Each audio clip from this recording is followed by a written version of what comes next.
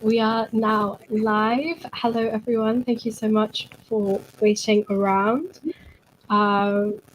Welcome to our Junior Grand Prix and Senior Grand Prix final recap. Today, we are very excited to be joined by 2007 Junior Grand Prix final champion, two-time Olympian, and the first US woman to land a triple axel in an Olympic competition, Mirai Nagasu. Thank you so much for joining us. Thank you for having me, and thank you for the throwback of the 2007 title. We're going to talk about the Grand Prix final, and so that's the one of your relevant criteria. So it's true. I never made it to the senior final, unfortunately. Despite a whole bunch of Grand Prix medals, I was looking back. It was a shame they never made it to the final, but we're excited to have you here. Thank you. And you were saying before that the Grand Prix, when you did the Junior Grand Prix, the final was a separate event, so you didn't get to have it at the same time as the seniors. Yes, it was the last one. It was like the announcement of the banquet. They were like, this is actually the last Junior Grand Prix final that's solo. And I was like, cool, I guess. I don't know. It just felt like another competition. Yeah. So I think it's a really good experience for the juniors who are in an arena, because the arena really changes, the vibe of being at an event. In an arena, I was always like, oh my gosh, this is the big league. So it's good practice for them. And hopefully getting a good audience too. Like it seemed like there was a decent number of people there this week, even for the juniors too, that like so many of the Junior Grand Prix events, there aren't many people. Like I remember the one that I've been to was in Lake Placid, where it was in the big Olympic arena, but I think the only people in the audience were the other team, like other athletes. There was no one there. It was very strange. I think it's because it's so hard to access Lake Placid because of the long drive and the lack of reception on the way up there. But I actually did my first JGP at Lake Placid. And I also remember thinking the same thing, like, wow, like these JGPs are made to be such a big deal. And they are. But in my experience, when I was like skating to literally no one, and I just seeing the red seats of Lake Placid, I remember thinking, there are less people here than the local competitions. And I really think it's because Lake Placid is kind of hidden away, and you have to really go out of your way to access it. But I wanted to bring up the fact that I think it's really amazing, again, because the juniors get experience. And I'm biased.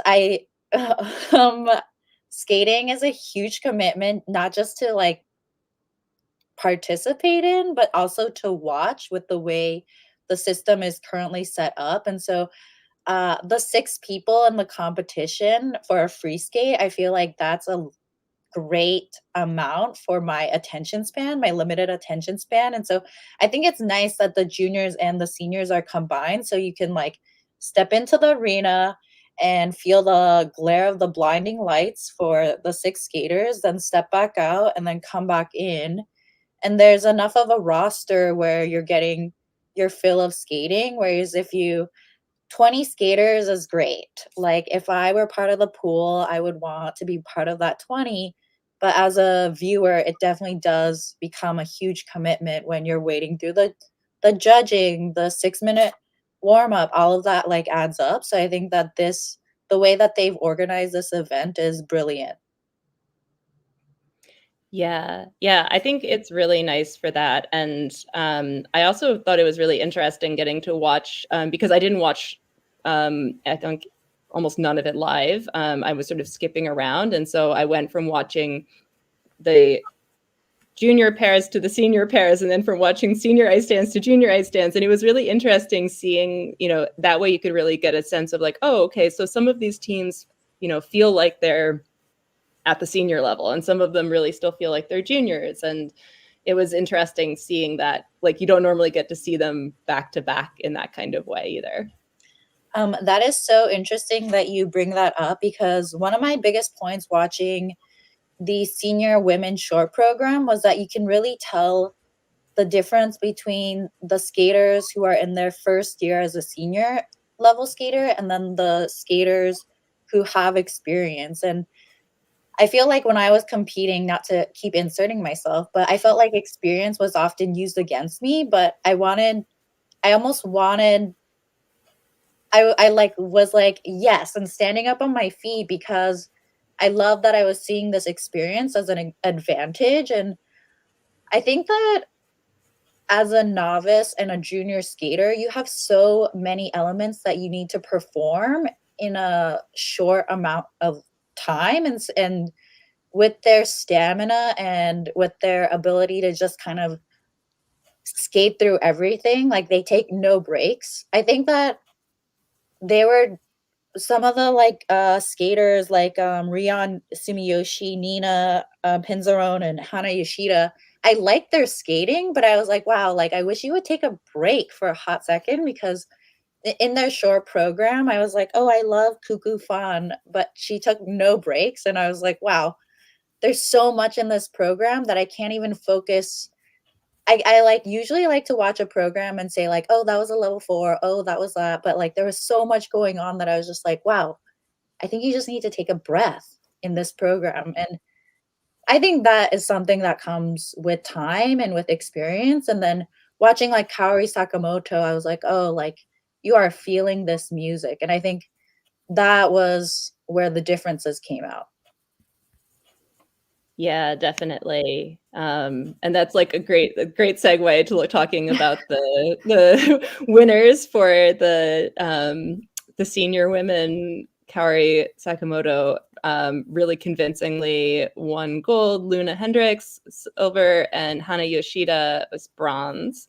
And I think this was like exactly the two most experienced competitors really were able to show that. And I feel like for Kaori especially, like she could, even if she made a mistake, she was able to come right back. And the fact that she can do like emergency triples in the like last jumps of her program just is it's so impressive. And it makes her such a strong competitor, because for some people it would be super risky to put all of your combinations at the end, but for her it's like, oh no, she'll throw an emergency triple toe onto whatever she has to. And so it was really cool to see. I think it matches the program so well also, that like as it builds, she gets to kind of take those breaks in the beginning almost, and like have like nice long running edges out of her jumps when it's the slower music, and then when it's more like boom boom boom, then it's really put those combinations in. So I don't know, I've said this before, but I think that the composition of the program and her like competitive strategy go really well together. What is your perspective on both of her programs this season? I quite like them. I think it pushes her in a new direction, and I think it's already looking really good, and she's looking really comfortable in it. And especially the short program is kind of something that we haven't really seen from her, at least in the past few seasons, and I think that that's working well. Unpopular opinion. I know. From me, I do appreciate that she's going out of her comfort zone and exploring new aspects to her skating. And so I have huge respect and I applaud that so much. But I definitely miss that like powerful music, that like warrior vibe. And I mean, this is an Olympic season, so I hope she really brings it back. And I love that she's exploring different choreographers and really pushing the envelope and kind of increasing her portfolio of music choices that she can skate to. But at the same time, I'm like, wow, I hope she kind of brings back that Matrix vibe and like is slicing the judges, giving them a like little hiccup of surprise as that leg. Oh, not that unpopular. Yeah, not that unpopular in opinion. I appreciate that. And then, yeah, her free skate, every time I hear feeling good, I'm just like, oh, so overused. And there are parts of that program that I'm like, wow, I can tell. I believe Marie France choreographed it, right? Mhm. I can tell that she has like added qualities to Kaori's program with that, like, I can't remember what jump she does, but the singer is like, oh, and she's like, oh, and I really like that.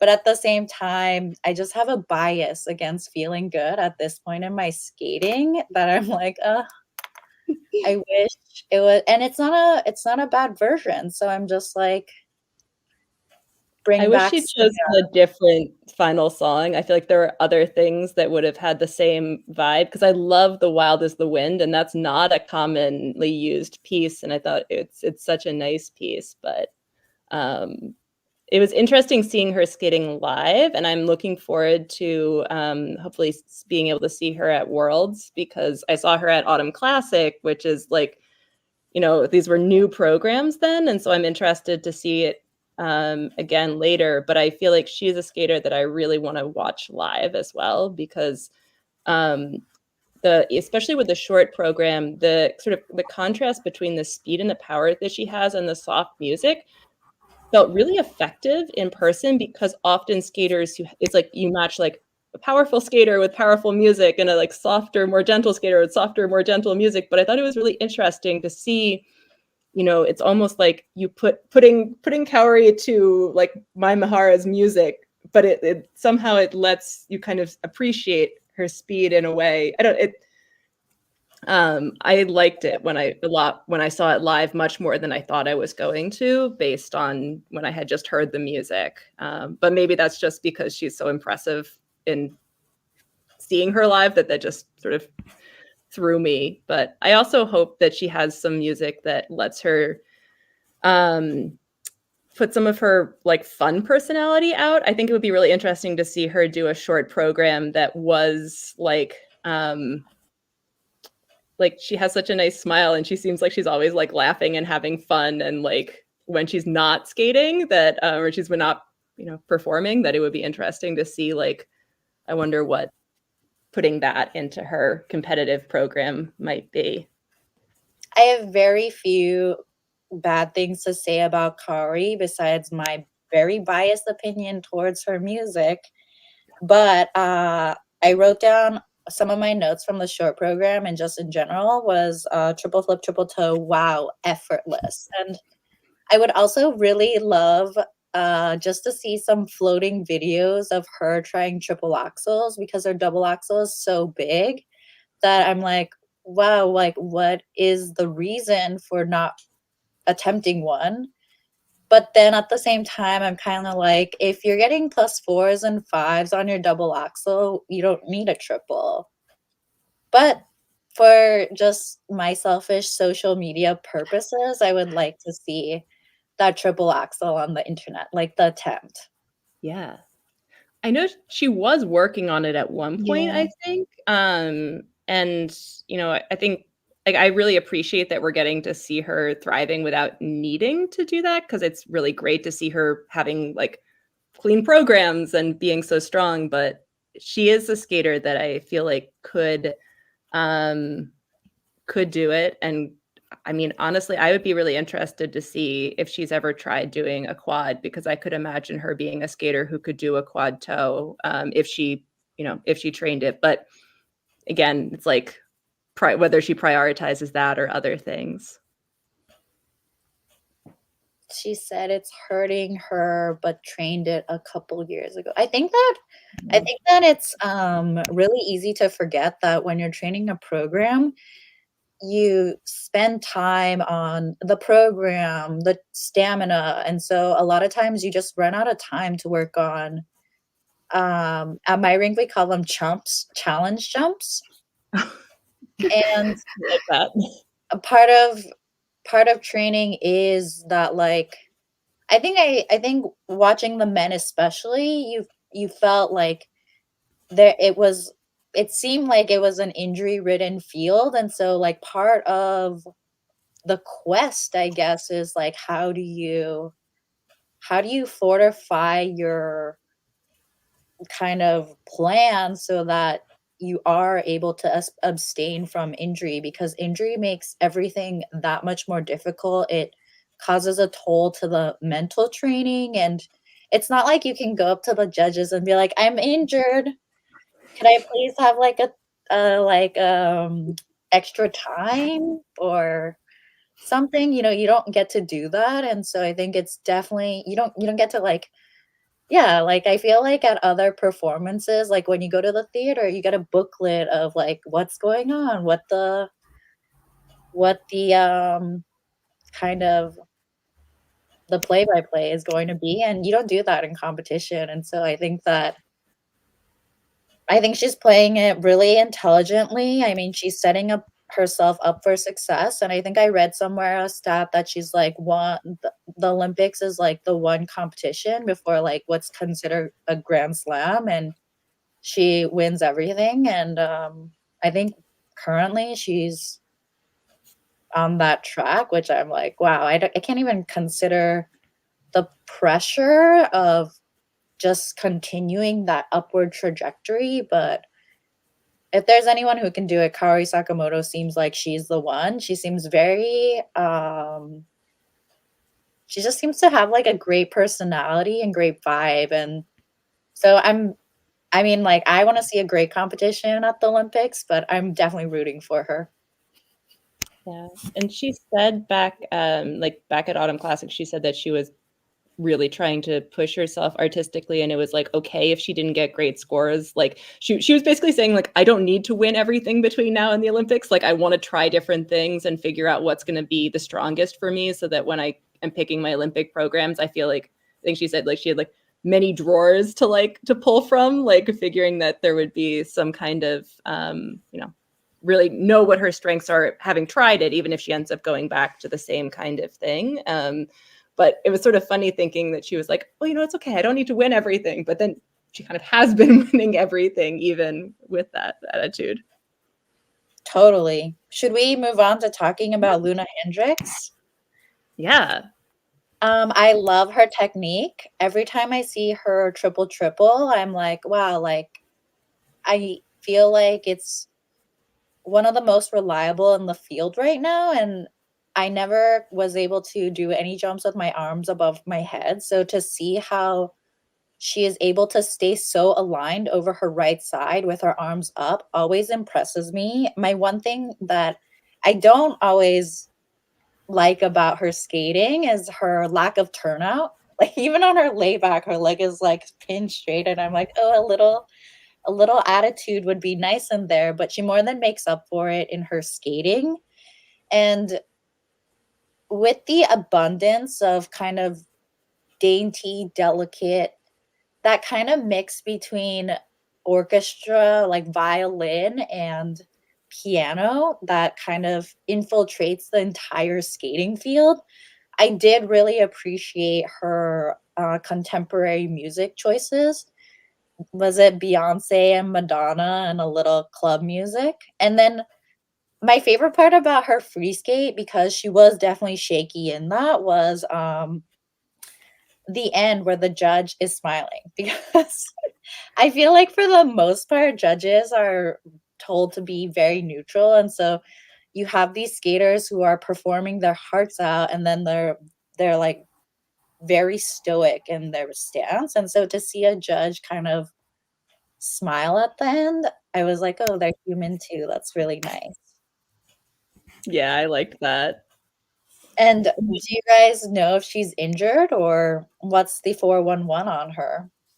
I think she said she was injured. I don't remember the exact context. I think she injured herself maybe the week before working on a jump, and I think she had her back taped up during the competition.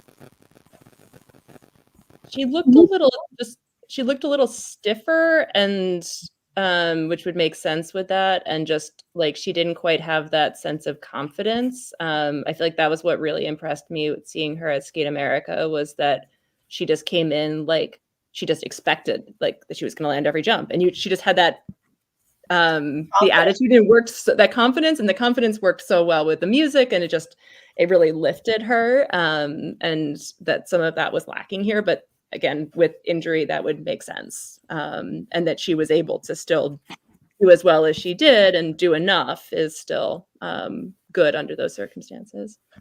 Yeah, everything was shaky in the short program, like shaky flip, the double axel, even shaky camel spin. But then she pulled out her triple triple, and I was like, of course, that is the one element that looks so good and so secure. And I mean, they always say, like, I'll never forget, I think it was Sasha Cohen's quote that you can't win with a short, but you can definitely lose with one. And she used that short program to her full advantage. And I mean, as a competitor, you're not really like, you're in the moment, but you can just see that, like, she just like zones in, and she's like, keep my check strong and up. And so, like, even in the free skate where, it was similar to the short program where most of her elements were a little bit shaky, that triple triple, like, when again she was just like, this is my element. And I mean, you can tell in the GOEs, like, getting 2 to 3s. And again, I like brought this up with the difference between the juniors and the seniors, and you can tell, like, at the beginning of the season, I was like, this music is really not gonna work for me. But I think that she sells it to me in a way that, she may be taking a break when she's voguing. I don't know. But I'm like, oh, I'm really enjoying this not different, but like, this change of movement, like this change of pace from the rest of the field. And I think it takes a certain, maturity and a different type of confidence to be able to do things that the others aren't doing in the field. And so I have a huge, huge respect for her for kind of pushing the envelope. Definitely. I really am very impressed with just like I said, the confidence, but I feel like it's the confidence to have made those choices also is really stands out. And I also love the moment in her free skate, like right at the end, she's like down on like basically like squatting down on her toe pigs voguing. And it's the thing that's in the whole program that seems the most like authentically voguing and not just sort of doing an arm movement. Mm-hmm. But also you just have to think that she must be so tired at that point in the free skate that in some ways like that almost gives me as much I'm as impressed with that for her stamina and training as I am with some of the, the actual elements. Let's see this comment. Requires 100% energy, so it has yet to hit fully for me, but I think it will be a hit when it does. And I like that. I think, isn't it wild though that skaters keep the same programs for the entire season? Like, what kind of season would we have if skaters change their music more regularly? Oh yeah. Yeah. That would It's funny because there's some programs that I'm like, okay, I'm tired of this already. And by the end of the season, I'm like, okay, I'm tired of it. And then there's other programs that I feel like only come into their own when people have really gotten, time to practice performing them. So I feel like it depends on the skater, but Mirai, have you ever reached the end of a season and been a bit sick of your own programs or like wanted to change halfway through a season? Like all the time. All the time. But I think that there is a certain level of you just can't, training and doing it over and over again. I think that it really truly becomes muscle memory. And so I'm sure that I would be more entertained if skaters change their program regularly. Like, I would be like, oh my God, I've never seen this before. Like, ooh, I'm gonna cue in.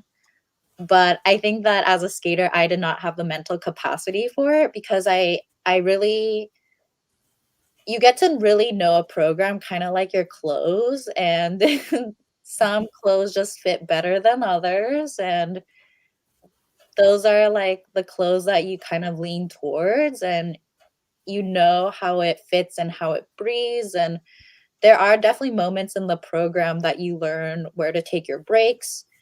And I don't want to jump ahead to the free skate, to the men's free skate, but I kind of felt like Kevin Amos in his free skate, he just like didn't have that opportunity to recover. He was like wearing a shirt that was not the right size for him for that day and that occasion. Because I've seen that program and like Bolero and Feeling Good are kind of the same. Like you really have to do it well for me to like be like, oh, I'm tuned into this. But yeah, okay, we'll save that for when we talk about the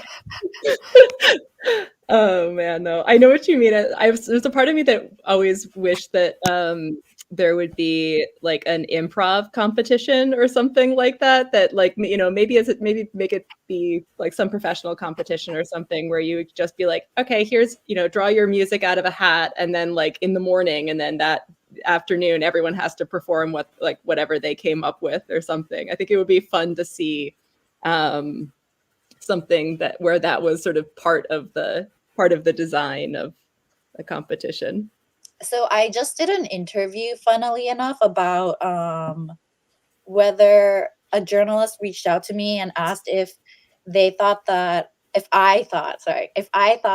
the Olympics should add a pewter medal because research, and I can't quote the research, but he told me that nowadays it's so much harder to qualify for the Olympics, and so with how difficult it is, that they should maybe consider adding another medal. And I was like, I think he reached out to me because as an American, like when you place top 4 at the US national championships, you get a pewter medal. And so then I went off this rabbit hole where I was like, oh my gosh, I thought everyone at nationals gets a pewter medal. And like when you get to internationals, that's when you only get top 3. And so like I'm doing a little research and I'm like, oh, no, like only America, only the US gets a top 4. Whereas like in Japan, it's top 3. In France, it's top 3. In Russia, it's top 3. And I'm like, oh, okay. So well, I guess that the Olympics shouldn't really have a top 4 medal ceremony because no one else does it. But I said, I don't disagree with the fact that the Olympics are very difficult to qualify for. What I would wish for in the sport of figure skating is instead more opportunity for a medal. And they did that with the team event. But again, it's kind of like if you don't have that full body team, you're still kind of at a loss. And it's it's like, and if you kind of think about it, it's a short program of free skate, and that combined point score that gets you 1 medal. And so like, I've seen the theory of doing it like gymnastics, and the idea of maybe making the short and the free skate be more distinct and have it be more like a technical program and a free program, like make them be a little bit more distinct from each other, almost like a technical and an artistic program. I've seen some people go as far as that, but then to say if you could combine, and then you could get a medal for each, and then there's an all-around medal. I 100% support that. And then I also think that there should be a way, but I don't know how, I mean, our sport is already so subjective. But bringing up the men again, it was like, okay, Shoma Uno's short program was hands down delightful. Like the way that he was like, oh, beautiful edge into that triple axel. I was like, wow, you cannot even really score that.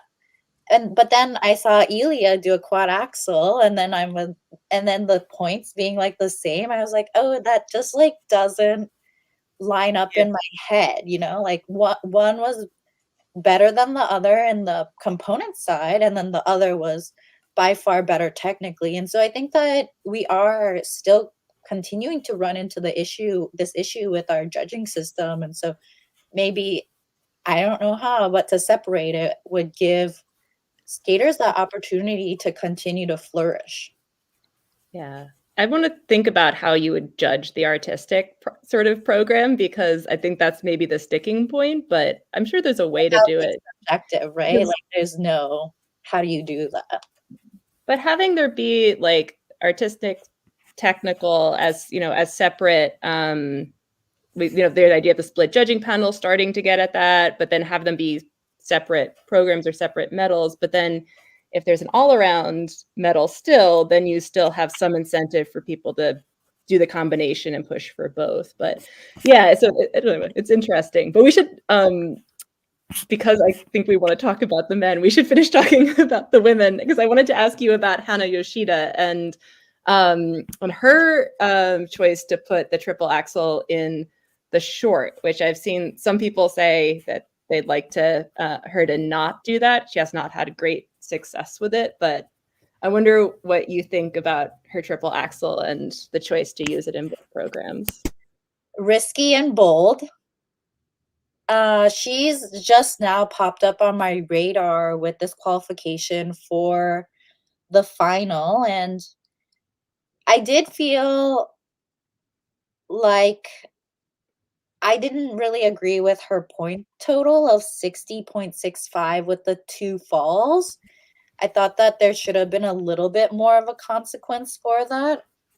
But I did really enjoy her program. And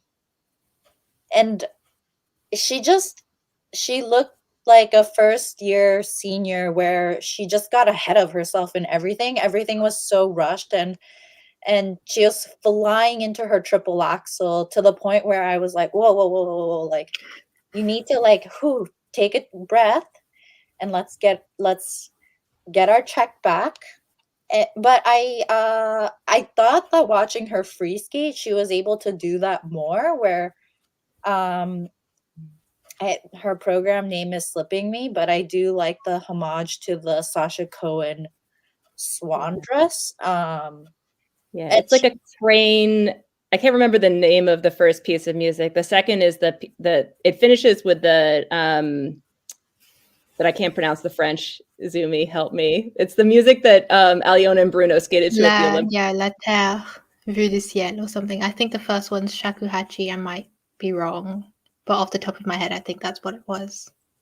That program was much, much more well-rounded. I felt like I was able to kind of digest her. Like, I felt like I was like, okay, like I can take this in. Whereas the short program, there was so much happening that I was like, oh my gosh, you're just like a little ahead of your own feet.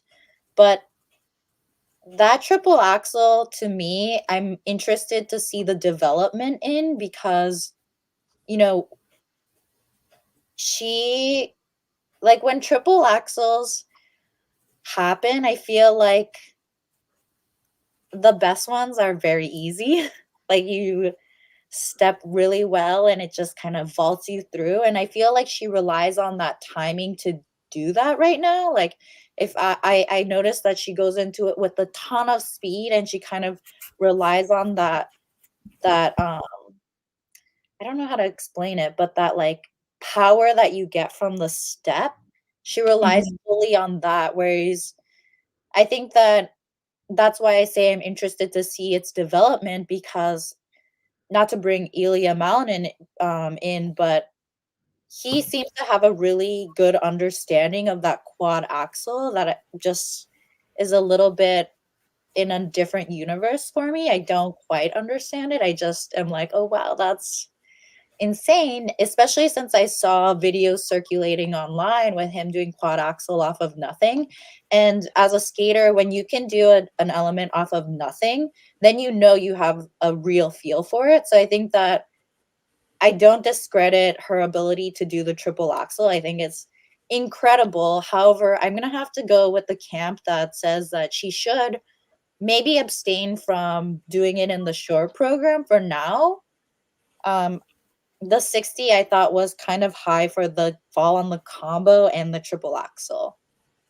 Yeah.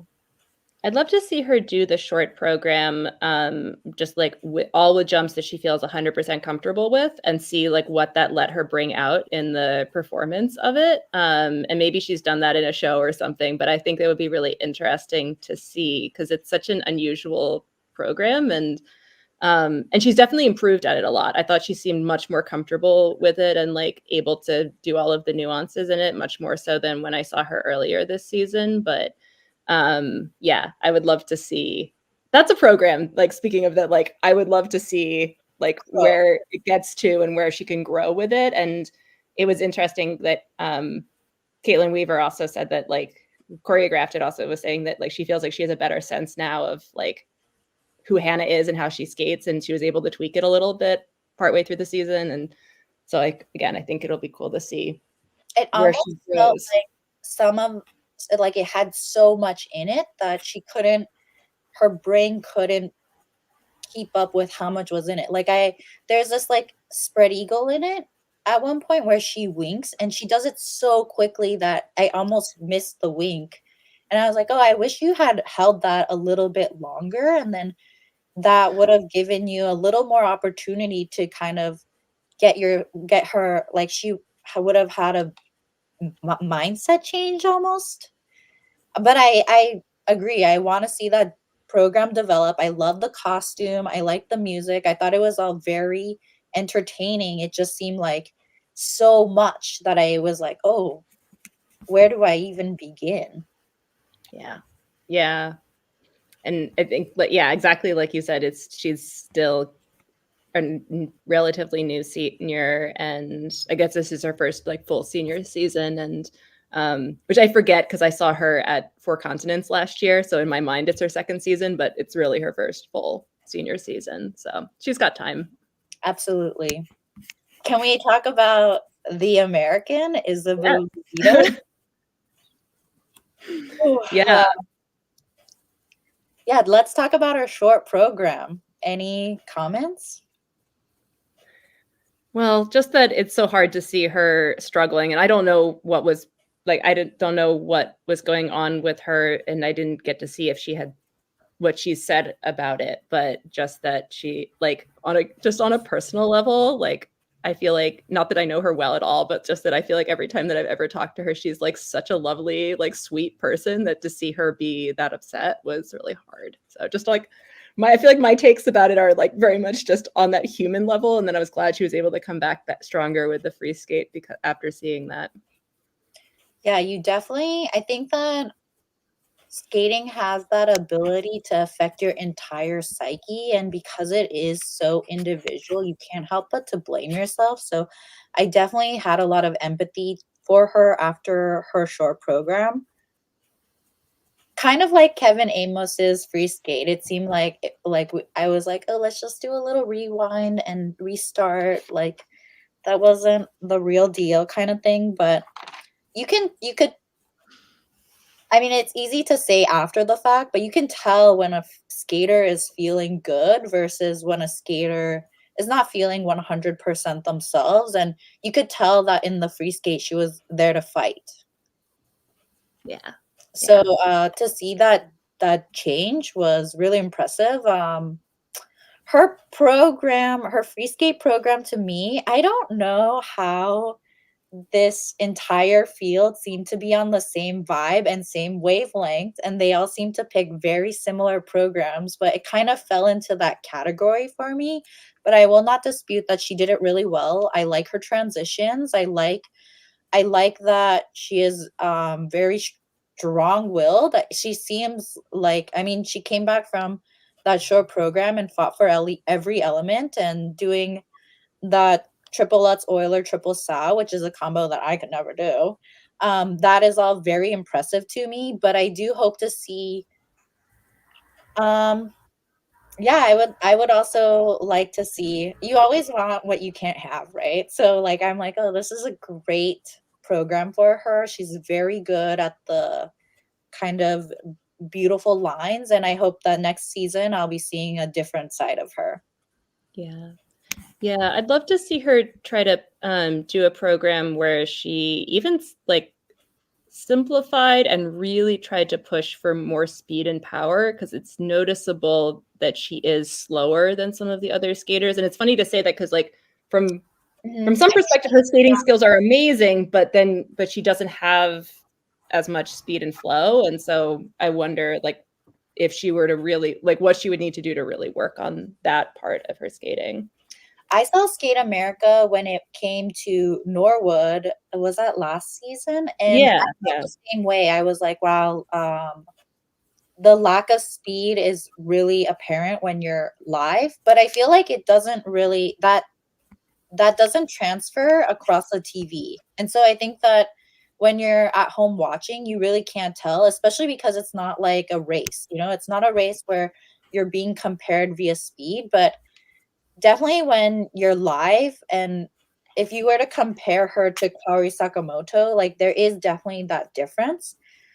So I would agree with you. I hope that she continues to work on her ability to increase her speed. But at the same time, I'm kind of like, in this system, that speed doesn't really help her or like create a disadvantage for her. That's not a component that is directly, correlated. Like, of course, it might affect the composition and the skating skills, but it's not there. So part of me is like, well, like a long program isn't a race. It's like a stamina fight. So I think that for stamina's sake, she does do it really well. Like to her advantage to kind of slow and steady wins the race. Yeah, definitely. And I also wonder with Isabeau how much of a say she's had so far in choosing her own programs, or, and she's young, so like maybe not, again, I'm totally speculating. I don't know that, but the youngest on the field, which is really cool. And again, I'm you can tell that just this one season on the senior circuit has really moved her skating to another level of maturity, which is what I hope for Hana Yoshida, because she's improved a lot. Like I don't know that I would go so far as to say her jumps have improved, but I think that the level of maturity that she's skating with, that has definitely, there's something about it that's changed for me. Yeah, I definitely agree, and I think I just remember watching her. I think I saw her at 3 competitions in a row early last season, just by like it happened to be the competitions I was going to. She was at all of them, and just watching her in practice and realizing like she was drilling everything so many times more than anyone else. She seemed like to be, everything down to the smallest detail. But then if anything went wrong, then it became like, was like, oh no, like that's terrible, something's gone wrong. And so like for her to like be able to like relax a little bit and know that if she makes a mistake, she'll be able to come back from it. Like that's something that the experience I think will help her with. And that also maybe to have a little less pressure on herself. Like it seemed like last year she really wanted to be like a first-year senior who was going to win everything, she wanted to be like one of the Russian girls, and then that wasn't happening and she was getting frustrated. And so it's like maybe this year she can kind of feel a little bit more like figuring out for herself where she fits in the field. I mean, this is her second Grand Prix final, correct? So yeah. And she won the first Grand Prix this year, and like, I mean, she's not doing badly at all. It seemed like her expectations for herself were just so high. Yeah, I think it's hard. I mean, I love the United States. Nothing against Team USA, but I think that there's something to be said about that expectation and pressure. I can only speak on, representing Team USA. I'm sure other countries put that same pressure on their skaters as well, but there's just this like stigma that you only have this tiny bit of window where you can make that impact. And so I think that, I mean, kind of going back to the men's field again, just, it's hard to, when you know that skating is such a fleeting career, it's hard to say, I'm going to put my body first, because you don't even know when the next time you're going to qualify for is. Like, that in itself is so difficult that I think that she does put a lot of pressure on herself, and I hope that she sees how much she's accomplishing already. Yeah. Yeah. No, I really hope so. And one of my favorite things seeing from this competition was that she was getting adopted by the Italian team as her, like, because I think she's got family in Italy. She's got like she's part Italian even. And that I saw like Sara Conti was like, oh, like my little Italian, like at the banquet and stuff. And so I was just like, that's nice. I was glad for her to see her sort of getting a little bit of the fun side of being out in competition too. Is there any other the women that we want to say anything about before we move to the men? I think we covered it all. I mean, I did really enjoy Nina Pinzerone. I mean, if you're qualifying for the Grand Prix final, you're good. Enough said there. I'm really interested to see how she does at Europeans. Like if if she does this well, she could end up medaling there, but there's other skaters who could challenge her for that. So it'll be interesting. And I also really enjoy Rion a lot, and I'm hoping that she'll get at least some other international assignment this year. It'll be interesting to see how the Japanese team shakes out, but she's someone that she's still quite young, and I'm excited to see how she develops. Nationals is coming right up for them too. Christmas. It's wild. It's wild that they compete on a holiday. Yeah. Although I think from a crowd standpoint, it does make sense because everybody has a day off.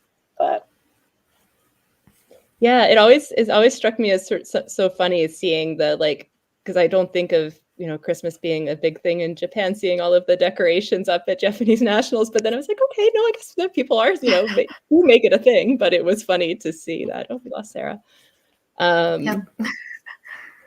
But yeah. So I was going to say moving to the men, but we don't have Sarah's slideshow to give us the podium. Oh, yes, we do. Okay. That was like magic. Anyway. Who should we talk about first? Yeah. Well, I feel like this was a really interesting competition overall, just because coming in, it was sort of like, well, anyone could end up on the podium. There's at least 4 or 5 of them that we would not be surprised if they won. And so that was kind of just a really fun competition. And they all did well, but nobody was perfect. And that was also kind of an interesting way to compare them all. But yeah, I don't know. We'll talk about Ilia first. Yes, let me pull up their scores. But in the short program, they were all kind of on top of their game. Isn't that right? Like, yeah. Everyone had a good short. And then Ilia had the quad axel in the short. Since I wasn't there, Anna, can you explain to me the drama behind the quad axel? Like, because he was like, oh, I thought quad axel was allowed in competition. And then there was like the mostly rocker skating and Jackie being upset about the -5 on the quad axel, which I totally get. Yeah, I don't have the full that full story. When it first came up, it was showing as like an X, like an invalid element. But I'm not sure. Is it the case that it's an invalid element, or was it just getting a negative GOE? I think it was invalidated for a few minutes, and then by the end of the skate, I think they'd okayed it. And I think the -5 was a carryover from that, in the sense that the judge who thought it was an invalidated element had hit the -5 and didn't go back to change it. I think that's what everyone's saying is the most probable reason for that -5. But I think that's what people are saying it is, but no one's entirely sure.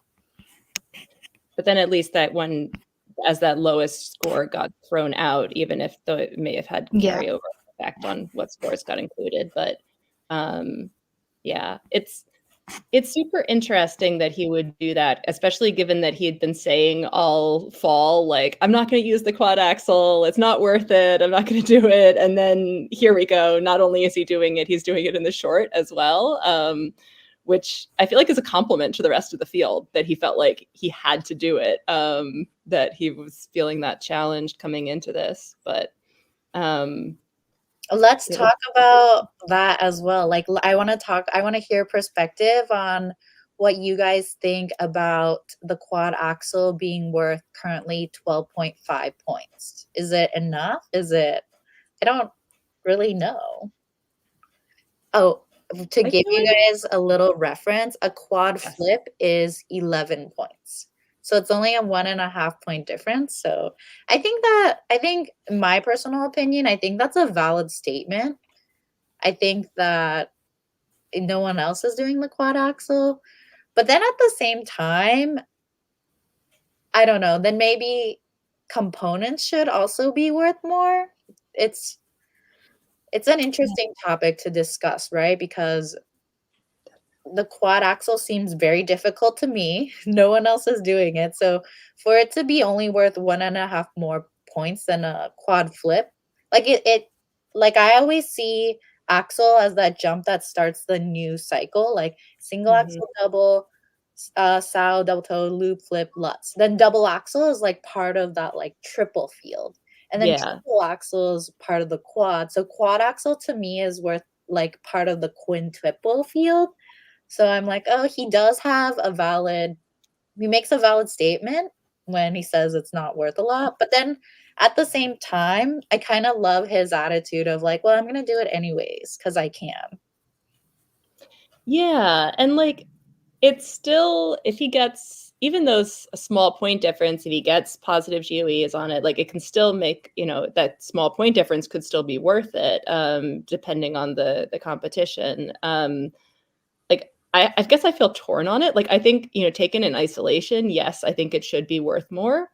I think that the idea of making the jumps, like messing with the point value in order to try to balance things in the overall scoring feels like putting a Band-Aid on the situation. I felt the same way with the pairs when they lowered the value of the quads in the pairs as like a deterrent. It seemed like not super fair, but I don't like that it does feel like it would unbalance the scoring. I don't know who put this up in the chat earlier, but somebody was saying that as it is, basically PCS only matters if you're around the same level of technical content. And that imbalance definitely feels like an issue to me. Like, even you couldn't have,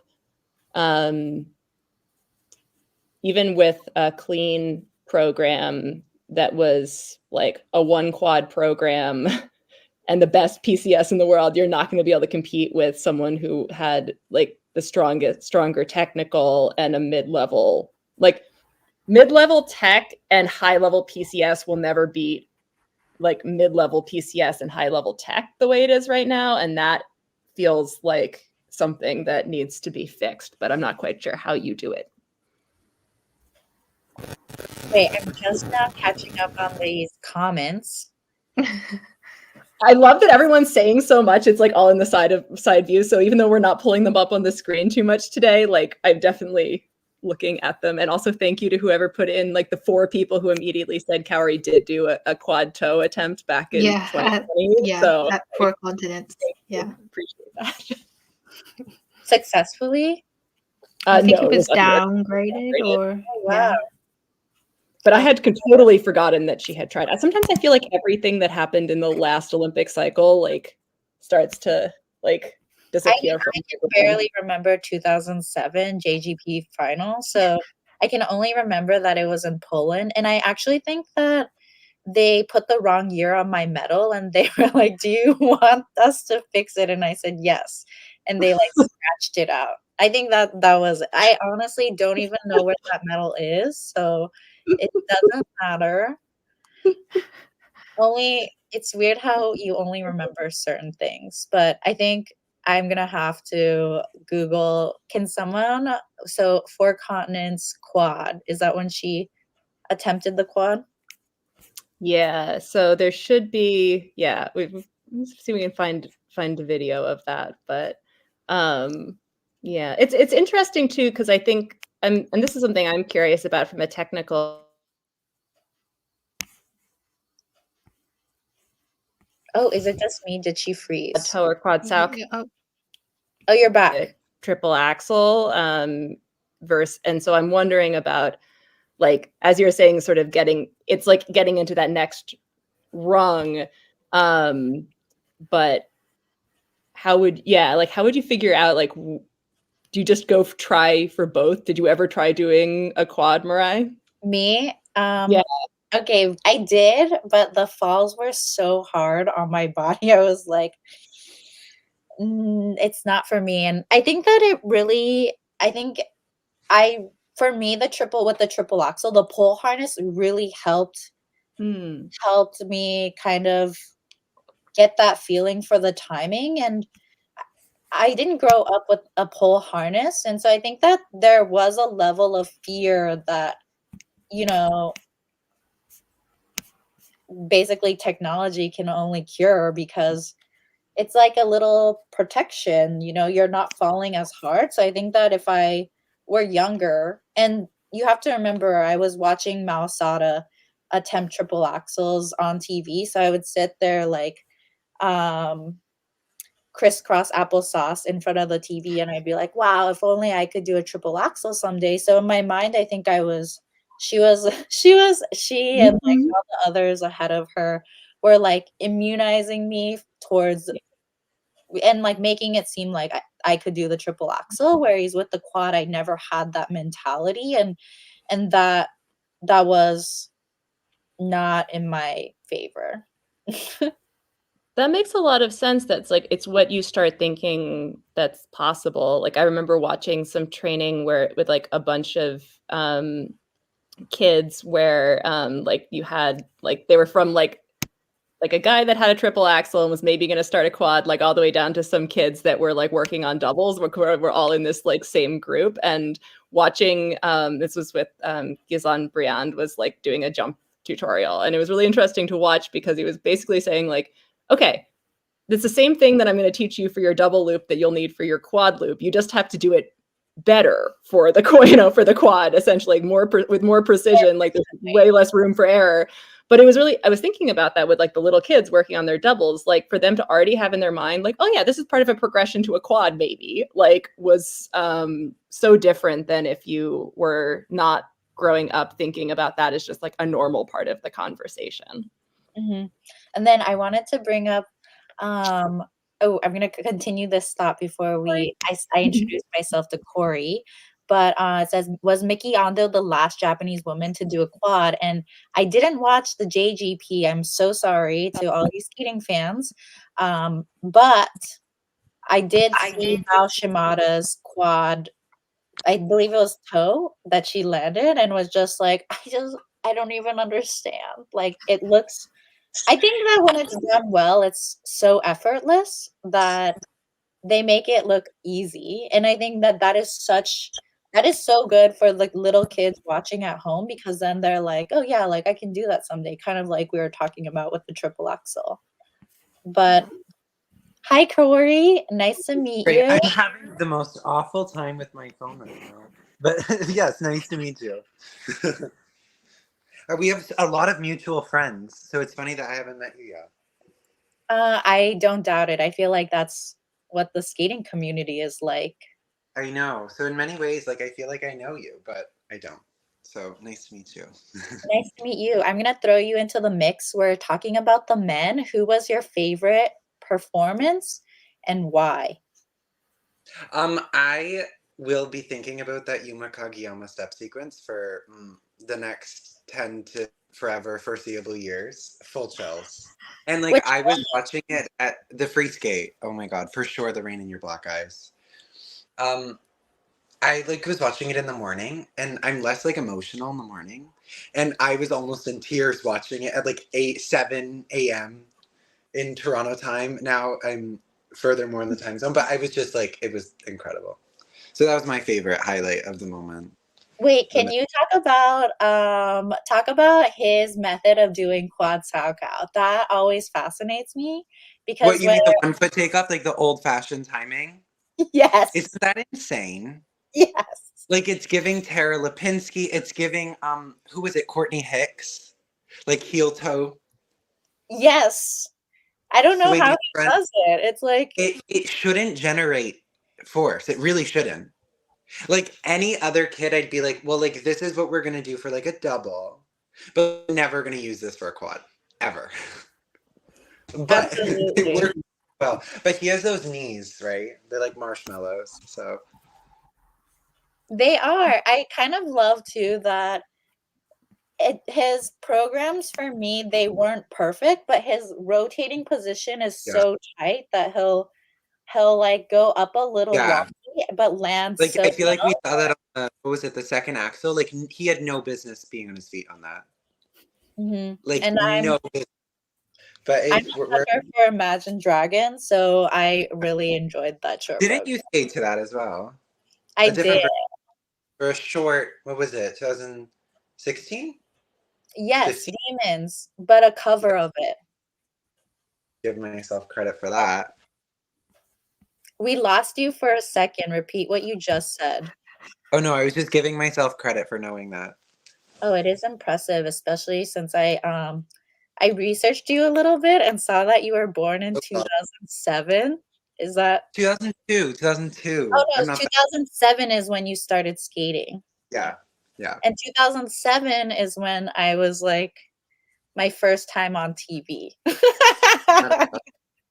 When Mirai won the Junior Grand Prix final, which is what we were talking just about. Just a minor little event.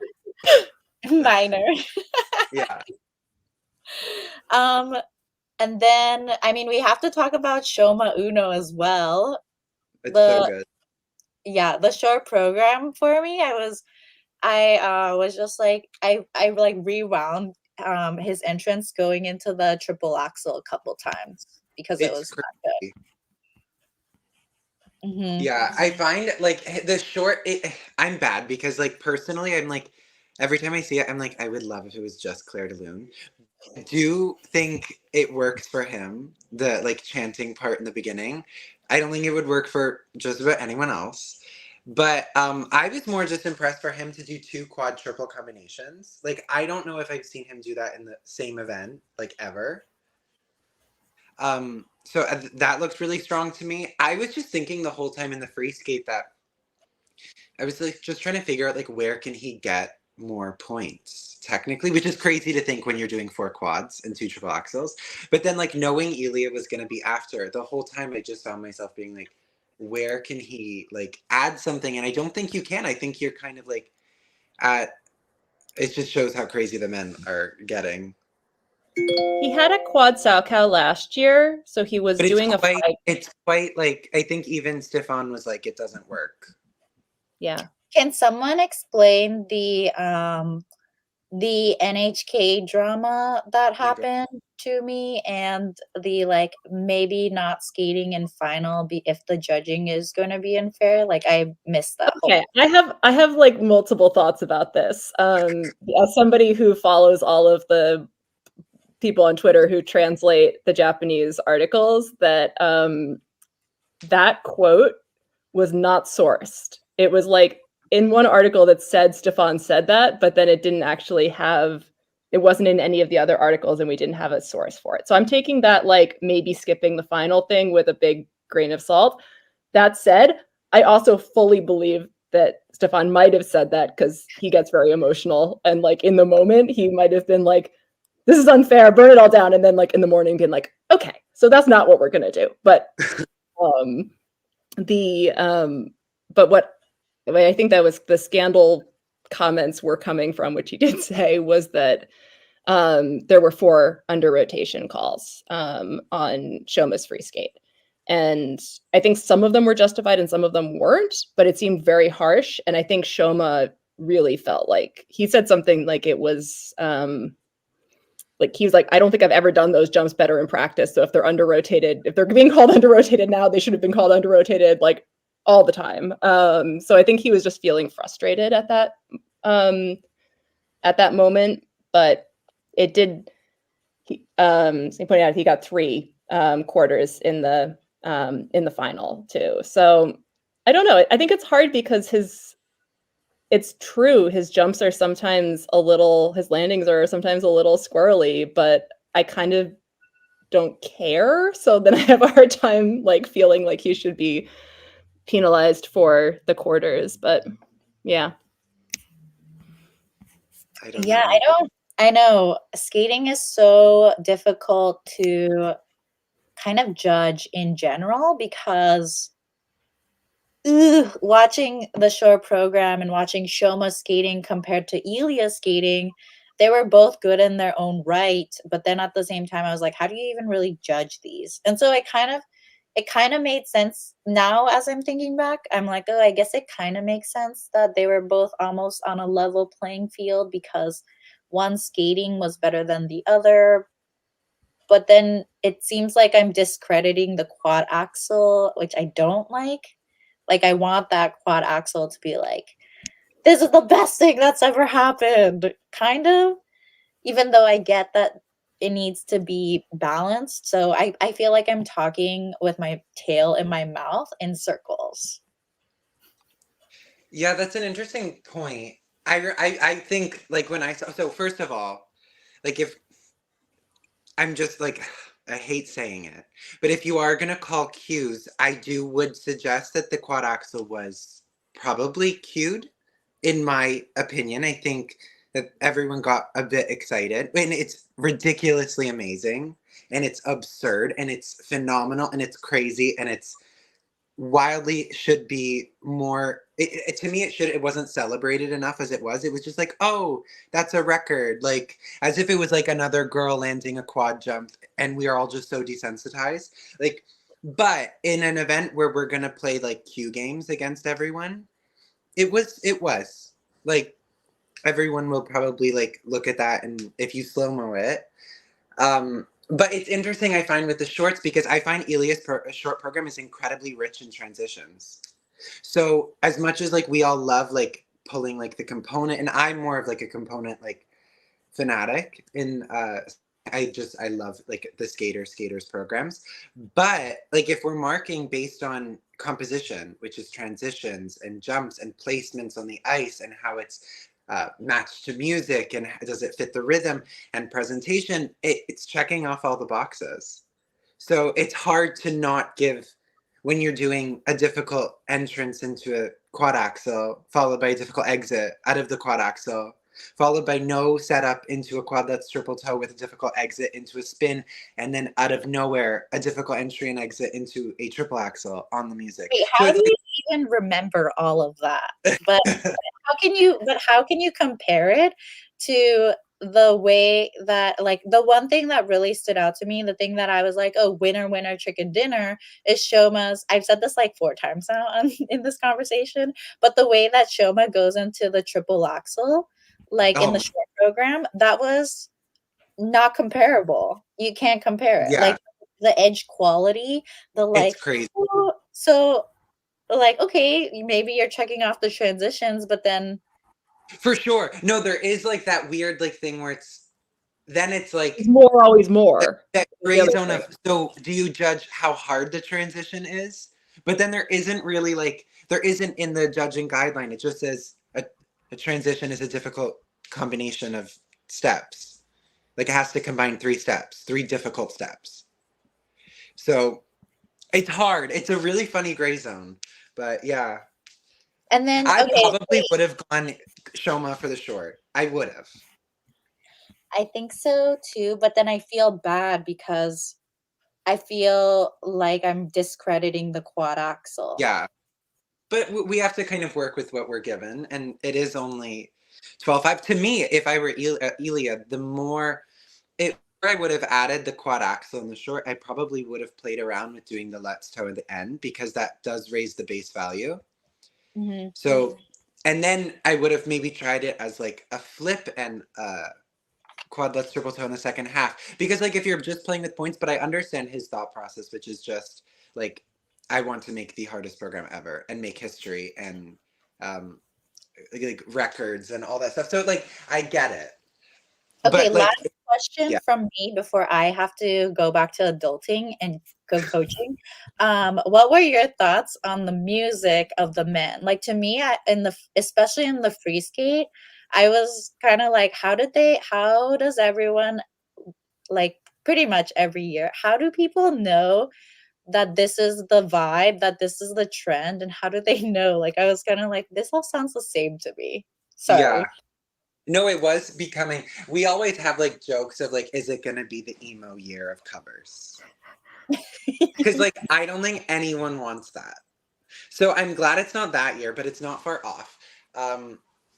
That's why I was like, I did love like the idea that we were going to have the Bolero moment. Unfortunately, it was the Bolero moment that we saw in Beijing just a couple years ago with a different skater. I saw a funny little meme about how like it's cursed on that ice. Like you just can't do Bolero in Beijing anymore. Like just don't even try. So I was excited because I thought that was going to break it up. But there is like a lot of like the similar vibe. That's why I'm going to be interested to see like when some of the other skaters that didn't do the final are at Worlds, and hopefully we have like a top 6 for the free skate that kind of have a different, because it was, and when everyone's skating to a similar like melodic instrumental music, it really makes it you hear who's the best, and it probably can like confuse the judges or the audience a bit too. I mean, I was like, let's get something else going now. Yeah. Oh, 100%. Yeah. It was all very dark and instrumental. Yeah. And even though like there's some programs I like a lot better than others, I was also feeling that I was like, where is like I wanted like a Javi Fernandez program, and that's not normally like my style, but I was like, I just wanted somebody to have a different energy. Yeah, I mean, it'll be fun. Like, I'm hoping Jason can just knock it out of the park in the short for Worlds, because I mean, I get to see the Tarzan free on a daily basis, and it just keeps becoming, well, because we see it like before it's gonna be ready for competition, and he's trying to just like get in shape because he's been super busy. So they always like pull it back, like I'd say, and he would be so fine with me saying it, like probably honestly 60% of what it is supposed to look like. So by Worlds, you're gonna get the full 100. So I'm hoping he like knocks it out of the park, because I think it would be a great like contrast between some of these programs if he could throw in like a little Tarzan moment. I can't wait to watch it. And with that, I am adios. Thank you so much for having me. This was so fun. Of course, you're welcome back anytime. Thank you. Bye. Bye. We can continue on with the men. Yes. Oh, I did just want to say about Shoma. I love the step sequence that he has that goes from fast to slow within the step sequence, because it breaks up. Yeah. Yeah. And it breaks up the sense of like, this is an element, and then this is the next element, and this is the next like it gives the whole program a different composition.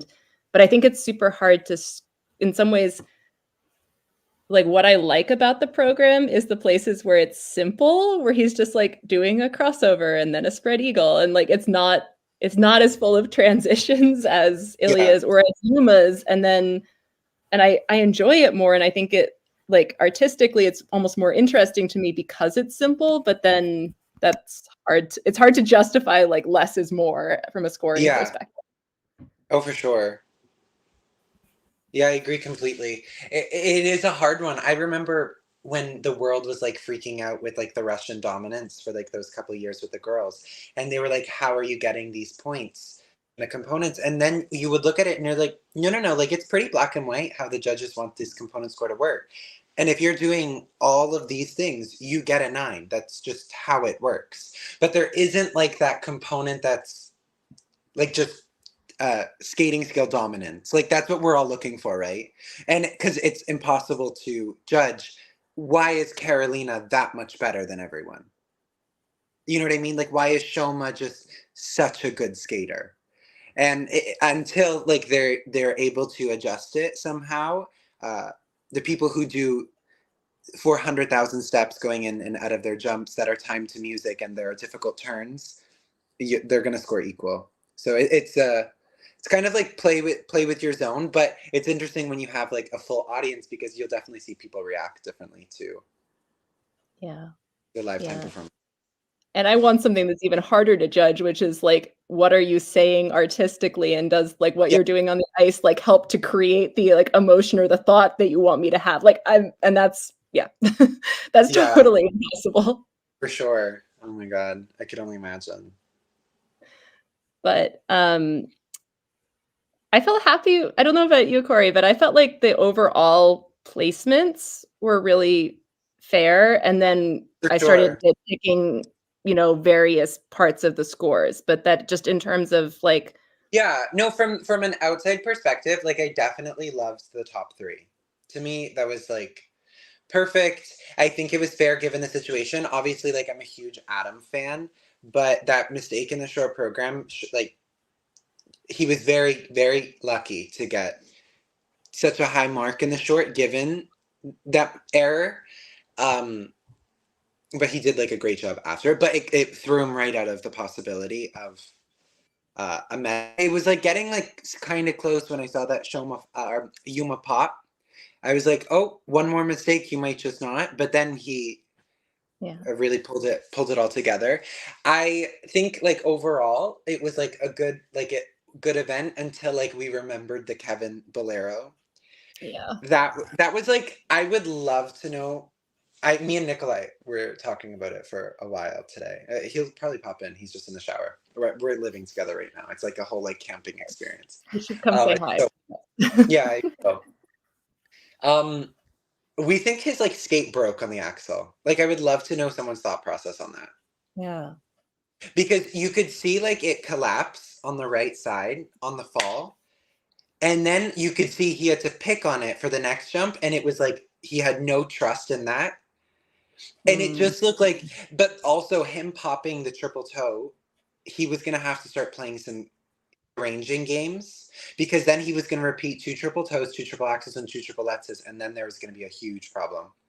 So I wonder like what the thought process was in that second. Like if he went like out of focus and then went for the axle out of focus and then skate collapsed. Like I would just love like a whole explanation. And obviously he didn't do media, which I didn't know was an option. I don't think that's an option. So I'm interested how you get out of that because I almost feel like it's like contracted in, but you get out of it by either being really good at just running away before they try to shepherd you toward the media, or by crying and making everyone feel so sorry for you they don't insist. I think those are the 2 strategies. So having been the person in the mix zone being like, is this person coming? And then what it also depends is the media person from the federation. Typically like federation is on top of it and they will not give you, they have you like chokeholded and you're like, you're doing this. I was gonna say it depends on the whether it's like a volunteer or it's the person from the staff or it's the ISU person, like how determined they are, because I've also watched like the person getting the skaters being like, do you really want this person? And we're like, yes. And they're like, oh, okay. Like, so it's sort of. It's interesting. I just thought like, I assume like the final is like not like the golden spin of Zagreb. You know what I mean? Like, it's like you're gonna want to talk to every single person. But whatever, I'm sure he had like a justifiable reason. I'm just thinking about like multiple like Katya Karakova has skipped media multiple times after she had a bad skate, and like, and Kevin has in the past as well. I think I mean, I would say from my perspective of being there, I don't need to talk to someone when they're in that space. I would much rather than like have the time. It was just me being selfish to a reason. I wanting a justification. You know what I mean? Like, just give me something. Oh, give yeah. me like why? How, like you're so incredible and you just missed 6 set jumps in your free skate out of 7. Like, give us the fans, the like mega fans, give us something to cling on to. So that to me was a little like, oh, like I really wanted that moment for him, because obviously he was going to be out technically served in this event, especially based on how it went after he skated. But I think like even like him coming 5th would have been great. I also don't know how much I enjoyed Kalmiora as I did previously on the Grand Prix. I heard he was sick, but like that wasn't like the parts that like I wasn't liking. You know what I mean? To me, it was just, it looked incredibly sloppy. I love refined. Like, I love, and that's something that I find Ilya and Shoma and Yuma and Adam are so refined. And it doesn't take, like, it just takes someone, like, yelling at you to hold your landings. Or, like, you know what I mean? Like, that's all it is. And I just found, like, he looked like he was so, like, trying to, like, get the program done. Maybe that was being sick, though. And he was just jumping from place to place to place to place. And then the ending looked like either he was really sick or just very untrained. Yeah, he is definitely rough around the edges, and that even on his good days. And I think that can make him sometimes he can seem a little exciting because he doesn't seem like overly polished. And like there's that difference between like refined versus like overly polished. Like anyway, that we could you know, For sure. I guess it comes down to taste. I'm more of like, I love an excitement knowing that something big is going to happen, but not like something that could go catastrophically wrong. Yes. I really liked Cow's Beauty and the Beast program last year because it felt like his, like the sort of like extra spilling over of energy that he had like worked super well with it. And neither, even like, and I'm not speaking about this competition, but just in general, neither of these programs have been doing that for me this year. I'll set it because I just think that like he has a lot to work with and it's just working against him right now. He needs a warhorse piece of music. Like he needs to skate to Carmen. Like he needs to do something like that. And it's going to be amazing. I like that for, Like he's not the skate to the piece of music that nobody's ever heard of before, ever. And it's like this local No. That's not, we'll save that for Showman Hanyu. Like, you're going to do Carmen. And that's not to sound that he like isn't at the level, but it's gonna serve his skating better. Yeah, definitely. And he was so funny. I remember like him and Shun talking at Four Continents last year, and Cal was saying that he thought the Beauty and the Beast was a good fit for him because he was more like the Beast. And we're just like, oh, so Cal, like it's okay, you can be beautiful too. But it was very funny but I do kind of have the sense of him as like maybe he doesn't think that he has the refinement to skate to some kinds of music, and I'd love to see him push himself there. Yeah, for sure. Definitely something interesting. I kind of find it next year with Adam, I want to see something. I want to see like another Star Wars. Yeah. Because he did like this kind of vibe. Obviously the short's a little bit more edgy. But this like vibe of very modern dance for now 2 seasons, which it's exceptional. It's very his niche. I think we go right back for it for Olympics. And for Olympics, I think he should do one of those bookend programs again where the short is also the free kind of like costumey vibes. I thought that was so iconic and not played up enough about how cool it was. Yeah.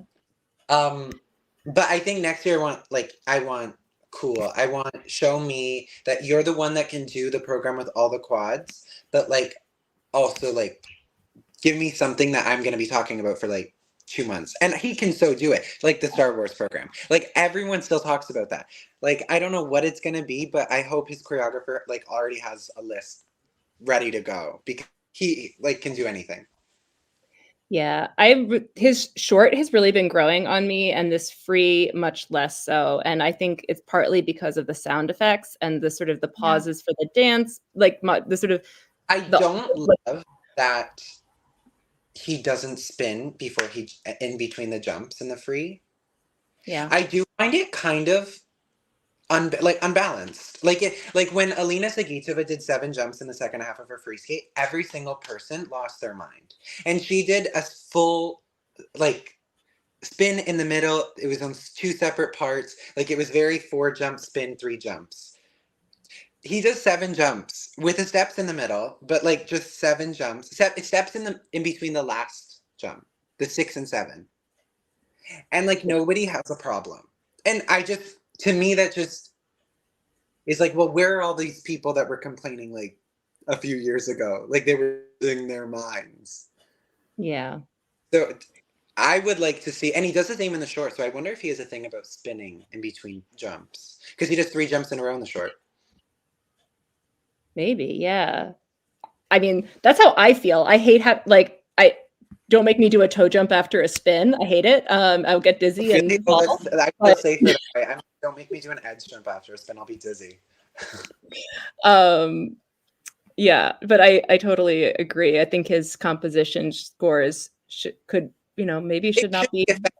If we're gonna be like going right down because they're all so close. Like to me, it should be something. Yeah. Yeah. No, totally. I want to move to dance, I think, because I'm just looking at the time. But I got that full and real. Because the men, I had to wake up and look at the results and then watch it. But the dance, I got to watch them. Awesome. So for dance, we had Madison Chalk and Evan Bates in first, Charlene Guignard and Marco Fabri second, and Piper Gillis and Paul Poirier third. What were your thoughts on the dance? Yeah. Oh my God. It was such an event. I was so interested to see what these like 6 were gonna do against each other because it was like percolating like all Grand Prix of like anything was possible. And especially with Lila and Lewis getting those British national scores just like days before, it was like, oh my God, can they, like it made the fan in me be like, can they actually like do this?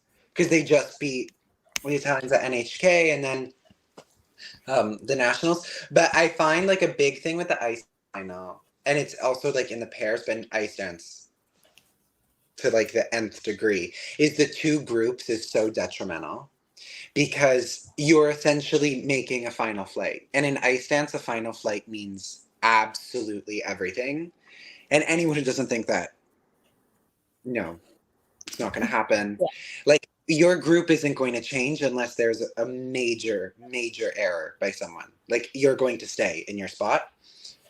So it was like, yeah, it's hard because they were starting in the first group and the last 3 were like also the world medalists. Their starting last 3, like nobody was going to touch them. Like that was kind of the group. It was an interesting short dance they found because the first 3, you could tell they were all very underwhelmed with their performance. And I found they were all very tight, very tense, very like in their heads, very nervous because all of them really were like gunning for like, in the case of one of the top 3 not skating well, we want to be the surprise bronze medalist. So I was a bit like, oh, is this how this event's going to go? And then the last 3 like knocked it right out of the park. And I was like, never mind, we're doing this now. And it was the first time that I really loved the Queen short dance.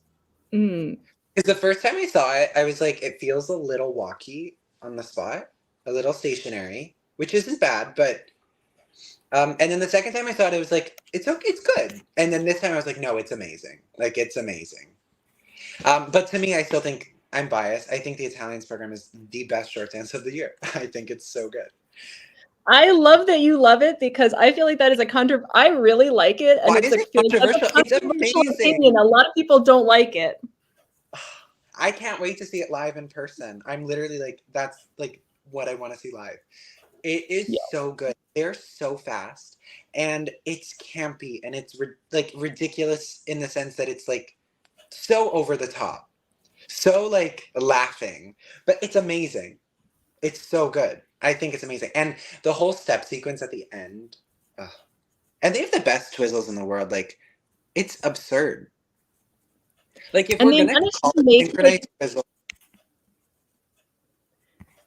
and I feel like they've managed to make like such good musical highlights throughout that program where Yeah. they, you start and end with the Holding Out for a Hero, and that's like the sort of like sing-along song that people know better than the song they're using in the middle, but then they make that the lift be like such a great musical highlight there. So I feel like they like, holy, it's incredible. yeah. So I love their rhythm dance. I also agreed that I liked Queen better than I had previously, and I also thought that I liked Maddie and Evan's free dance much more here than I had previously. And maybe that's just, what, honestly, I think it might have to do with that I was only watching 6 free dances in a row. Yes. And that sometimes like, I felt like by the time I was seeing them, my brain was a little oversaturated. I just wasn't appreciating it as much. And I felt like this time I was able to really notice a lot more of the cool things that they're doing in it. But I didn't only get like, oh, that was a cool thing. Oh, that was a cool thing. Yeah. Like, felt more coherent to me.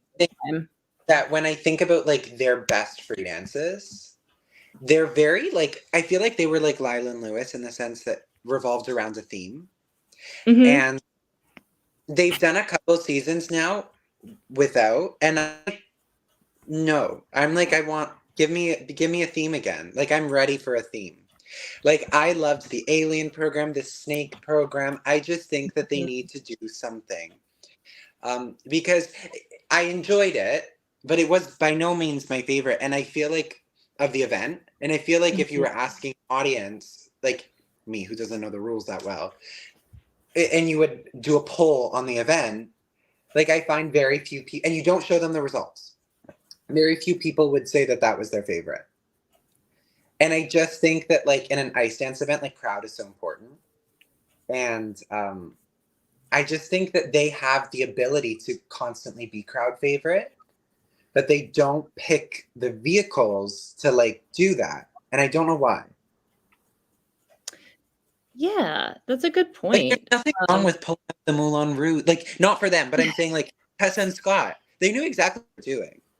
Like, they knew exactly what they were doing. They're like, well, we're doing Moulin Rouge because it's going to knock the roof off of this building. Like, they so could have done, like, a lyrical, beautiful thing that held and showed their poiseness. But they're like, no, like, we're going to give everyone what they want. And I want what Maddie and Evan want. Like, I want the thing. Yeah. Yeah. And that's, it's kind of where, like, I love with, it was super interesting. I was thinking about, like, who was doing programs that were, like, about the relationship between the two people versus people who were doing programs that were more like, we together are presenting a concept. And I don't think there's anything inherently better or worse about either of those things, but it was interesting seeing the difference between, I think of Maddie and Evan as being people who do that, like, it's about the two of them playing characters or telling a story or interacting with each other. Yeah. And there was much less of that. Whereas I don't always feel like with like Marco and Charlene that they're always doing something that is as connected in that way, but that they're doing this, like, very, like, romantic telling a story together kind of program. So it was interesting seeing those differences, but I loved both of the Italians programs, and I really loved Piper and Paul's Free. And if I was like, if I had to go to pick between Piper and Paul and Marco and Charlie, and that would have been like that would be the impossible choice for me because I was thought that nothing was going to top the Wuthering Heights, and then I saw the Italians and I was like, ooh, but I also really love this. So yeah, I would have probably done it like I would have had the Italians like 2 or 3 points ahead in the short dance and had the Wuthering Heights like 1.5 points ahead in the free. And then like even out that way, because to me like it's a more like I think the Wuthering Heights is a better free dance, but I do think that the short dance is just that much better. I think it's the best of the year. So I would have like evened it that way. I want to see Paul in a more campy 80s short dance costume, and I want to start a poll because I will text him. Like I will fully tell him this. And I just think like now is the time. he's doing the hair really well, but yes, exactly. Yeah. This The mullet is amazing. I'm so into it. It's great. But I just think like, can he also not wear like Piper's pants? Like, can we both wear the pants? I don't know. I want it to be so ridiculous. And I think that's going to add something, but maybe that's just me. I feel the No, same I way agree. about the rhythm dance that I did last year, which is where that when I first saw it, I'm like, this is amazing. But then I'm starting to get tired of it partway through the season. So I feel like I want them to make maybe just a costume change would be enough to make it feel exciting again. Yeah. I'm sorry, I talked over you, Azumi. No. Yeah, I agree. I think that program could, like, they could just up the level that little bit more and make it a bit more exciting. Yeah, for sure. I do have to say that I think the Rocky program is growing on me. And I know that's very controversial, but I think it's amazing. It was the only program to me in the event that it ended and I was like, that was maybe 10 seconds. Like I could watch that one like again and again and again and again and again. It's so polished and it doesn't need to be because it's like Rocky. So they could get away with being sloppy, but they're not at all. I loved it. I thought their short though was very for them at least, they're very big performers and it was like they were tired or I don't know, they just really mailed it in and it was a missed opportunity because I think that they could have been closer. I still think that they would have maintained their 4th position, but I do think back to like that free dance comment, I have a big thing about stands and for me, and it's weird because it contradicts my opinion, my personal preference 100%, but I don't like skating when the audience is at board level because to me you can see like you're literally looking into people's eyes when you turn and you see the eyes moving with you. It's quite strange, but at the same time as a viewer of an event I love it. I want it to look like the audience is sitting on top of the ice. Like as a skater, I want them up there. I don't want to see. Like I do want to see you, but like not to the point that I'm like, oh my god, like you can see like you can see if I have a hair out of place. But Lila and Lewis, I think, benefit. I know that was a strange derail from when the audience is literally boards level for them, which they're going to be at work in Montreal. It's going to make such a drastic difference because they play right to the face, and when they like touch, they have like a whole part on the boards. And I just think like this China rink is above, and maybe like the audience isn't like that big of like a. I don't know if they're big Rocky fans. But I just think in Canada, with the audience being so low, it's going to like blow the roof off the whole arena. And I think it's going to be an absurd moment, especially when we're going to follow it up with 3 slow free dances after it. Like the one that people are going to be standing for an hour is going to be the Rocky program. Like everyone's going to stand for like the Canadians because it's going to be this beautiful moment. But it's not gonna like for the Rocky program, people aren't gonna be able to stop themselves. Like when they do the push-ups, which is whatever, it's growing on me. I don't care. Everyone's just gonna stand up. They're just gonna throw everything on the ice. Whatever you have, you're just gonna throw it on the ice when they're done. Like it's gonna be a moment. I can feel it. That's my personal opinion. Yeah, I feel like I liked it better I feel it worked for me better when I saw at NHK than here, just in terms like energy level wise. Yeah, But they're exhausted. yeah, My God, they did 3 in a row. Like, that's yeah. absurd. And I Yeah. spoke to Lewis about this actually a while ago. I was like, well, why are you going to do nationals? Because like you really don't need to. And he was like, and maybe I misquote him. So please nobody kill me if I misquote him, especially him. I think he wants to win more national championships than Torvill and Dean. And they measured it, and if they do it right, they will. And he won't miss it because of that. So I'm pretty sure that's why they did it. That I love that. That's hilarious. Yeah. Oh man. So it justifies why they did it, because I was like, why would you want to be most tired for the final? But I hope they take a nice big break now before Euros.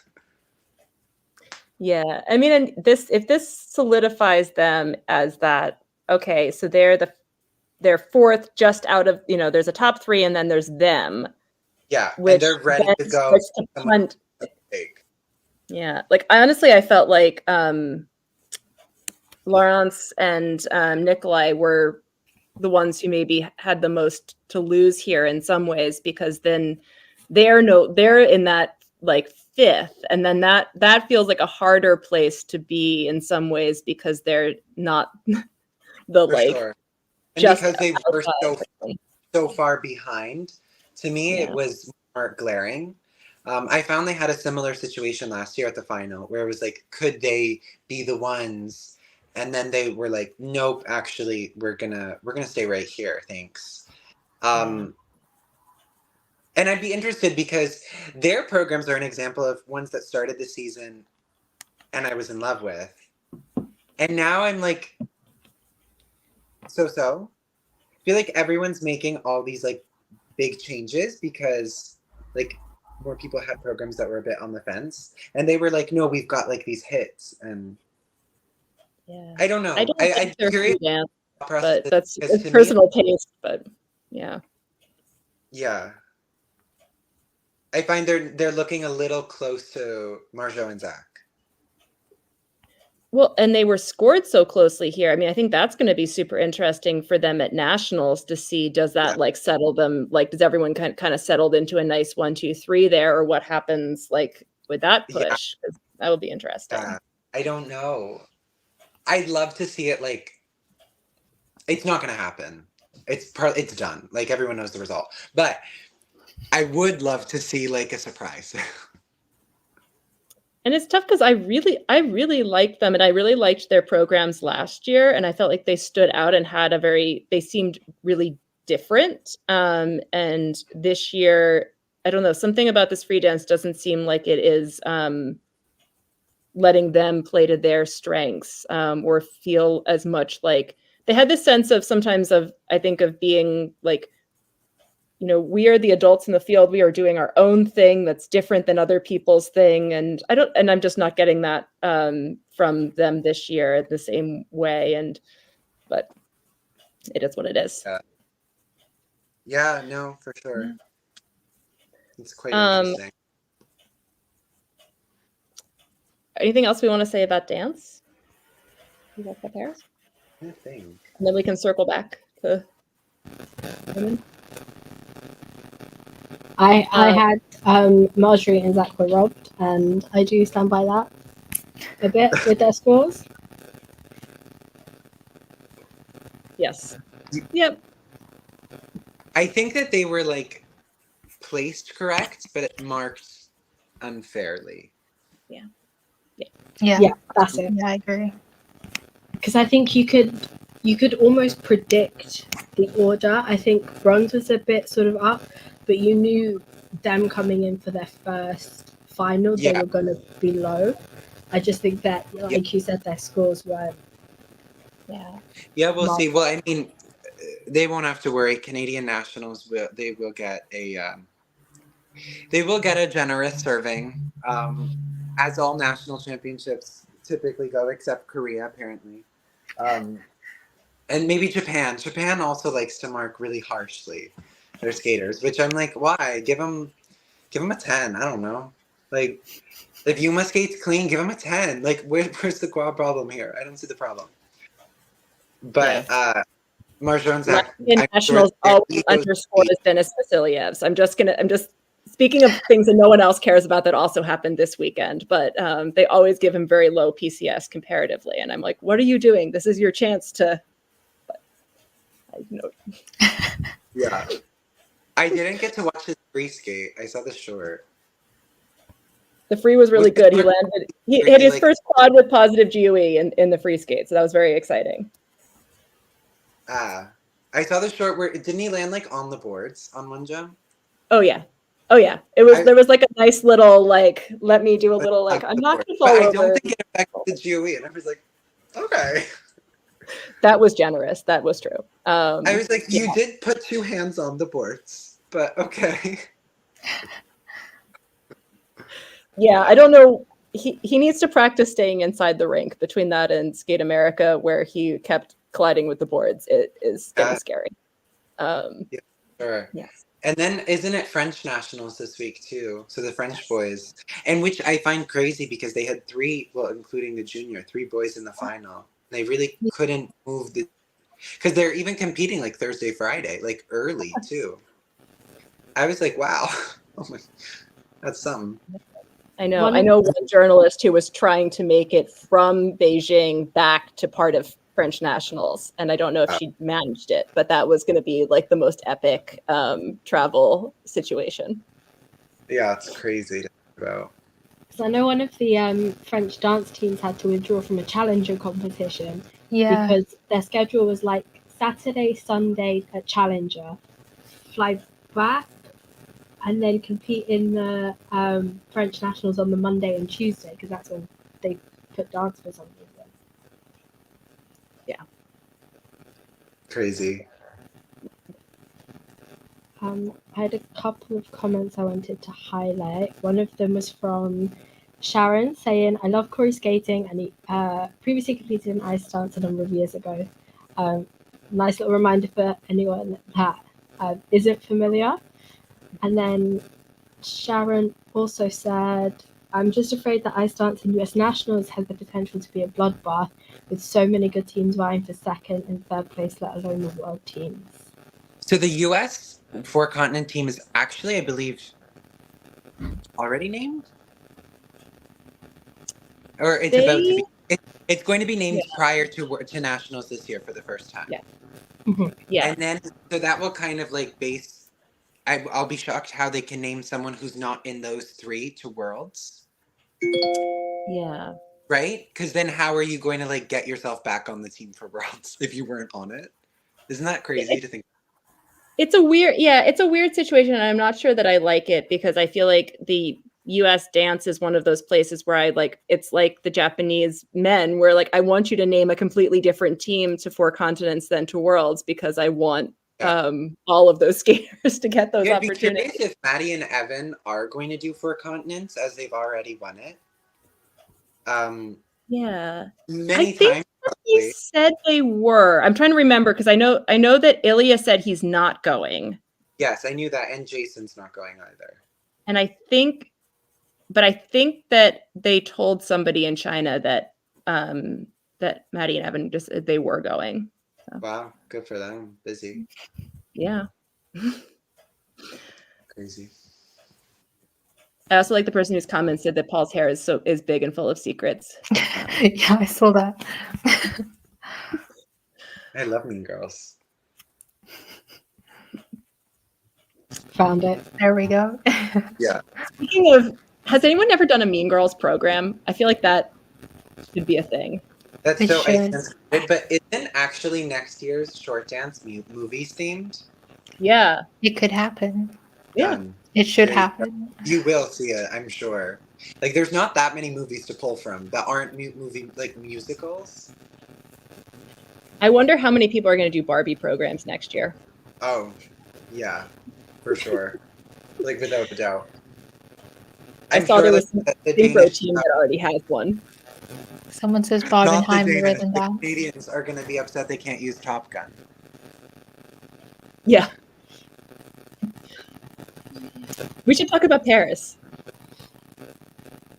I have to run quickly, but in my one comment about pairs, I think the Italians won, and I think everyone kind of watching would agree with that comment. I think that they were just like above and beyond good, and like I think the Germans did a great job. But if you watch them in stark contrast against each other, I think they were exceptional. Yeah. I think people said that as well. Yeah.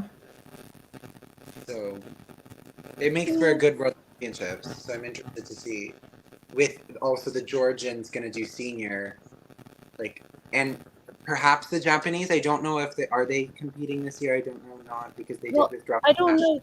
Yeah, I don't know if they should be able to get sent without going to nationals, but I think it'll just depend on if they're healthy. But that's a tough It'll be thing. interesting because if there's that available gold, a lot of the skaters are gonna, because going for a medal and going for the gold is a very different approach, I think.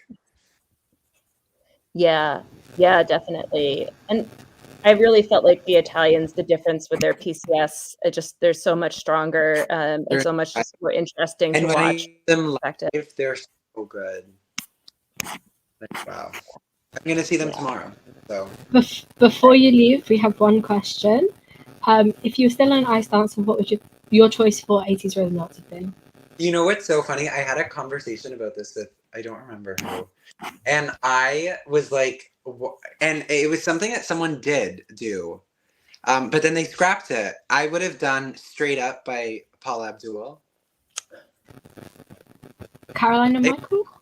Yes, they did it. I would have done that with Cold Hearted Snake, which I think is what they did. I never saw it, but I remember when I saw that rhythm, I was like, oh, that's good. Or I noticed that nobody did ABBA. I know ABBA's very 70s, but they do have songs that came out in the 80s that are very good. And I think that could have been like wild to do. I also don't think that anyone really did, like any of the super top teams did Madonna. Like to the level that I wanted Madonna. Like I wanted like the fishnets and the hair and like I really wanted the Madonna. The Finnish team were the only ones that really did like a Madonna program like that. Yeah. Like them. But you're right. No, they're not. It's one of the top teams. Yeah, I wanted like Maddie and Evan to do it. Yeah. I wanted like one of like the 1, 2, or 3 to be like, we're doing Madonna. Like with the mold, the lipstick, and I would have done it all. But those were the ones that I was like, oh, someone needs to do this. But now, you know what? All I want for a rhythm dance is like waltz. That's all I'm begging for. No more movies or tea time or Broadway. No, nobody wants that. No 80s, no 70s, no none of this. No. I thought they were going to save movies for the Olympics. Honestly, like I can't imagine. Like where do they go from here? Yeah, we're getting real niche. Like But anyways, I have to go. But it was nationals, Corey. We'll be rooting for you. Oh, thank you so much. Thank you for your time again. So I'll throw up heads. Yes. So we had Minerva Fabian Hasse and Nikita Volodin in first, Sarah Conti, Niccolò Macci second, and Diana Stellato-Dudek and Maxime Deschamps third. And yeah, I think you could argue 1 and 2 a couple of different ways. I thought this was fair, but I'm glad to see that Sarah and Niccolò are on the rise. And I was sorry for, in some ways, I think this is a little tough for Deanna and Max, who were on such a sort of hot streak early in the season to then not, like, they looked like they were going to be like, oh, we're favorites for world title. And now it's like, there's definitely still in it. Yeah. But that was a little harder to see. And it just makes me think about, like, there's such an advantage to being the underdog, I feel like, in this field, that like that's where you get Minerva and Nikita doing so well right now, and it's like they don't have anything to lose, they're just great. And then everyone else is like had their moment of being like, oh, we're the new team that people aren't expecting, like either earlier in the season or last year. And so it's like they're have a little more to fight for. But I actually thought this was overall a strong event, and I was kind of nervous going in that this was going to be, everyone was going to push and that we were going to see a tough event. But I thought this was actually a really good field, and that they were, I was glad to see that my favorites, the other Italian team, Rebecca and Filippo, managed to land all of their jumps. Not always well, but they managed them. And so that upward trajectory makes me very happy. They have absolutely fantastic lifts, and I really want them to stay in the fight. Like I enjoy all of the Italian teams, like speaking of that sort of internal fight, and like I really feel like that Philo and Rebecca have this like really have a really special well, they're great, and so I want them to not get left behind because of the jumps. So I was very pleased to see that they seem to be making progress. Yeah, and I think this sets us up really strongly for, I don't know, things like Euros and Worlds. And I'd be interested to see how these teams do, how they will skate at Worlds and go against each other. And especially with Minerva and Nikita, you saying they were sort of underdogs coming into this competition. Now they're basically undefeated, and I'd be interested to see how that pressure also plays into things like Worlds. They seem to be very solid and very strong, but I wonder if they can just keep that momentum going for the rest of the season. Yeah, I mean, especially given that they were injured, the fact that they've been so consistent is really impressive. And I thought it was a shame for Leah and Trent, who I think are a much stronger team than they were kind of showing here. But they'll hopefully have some time to get themselves a little back together.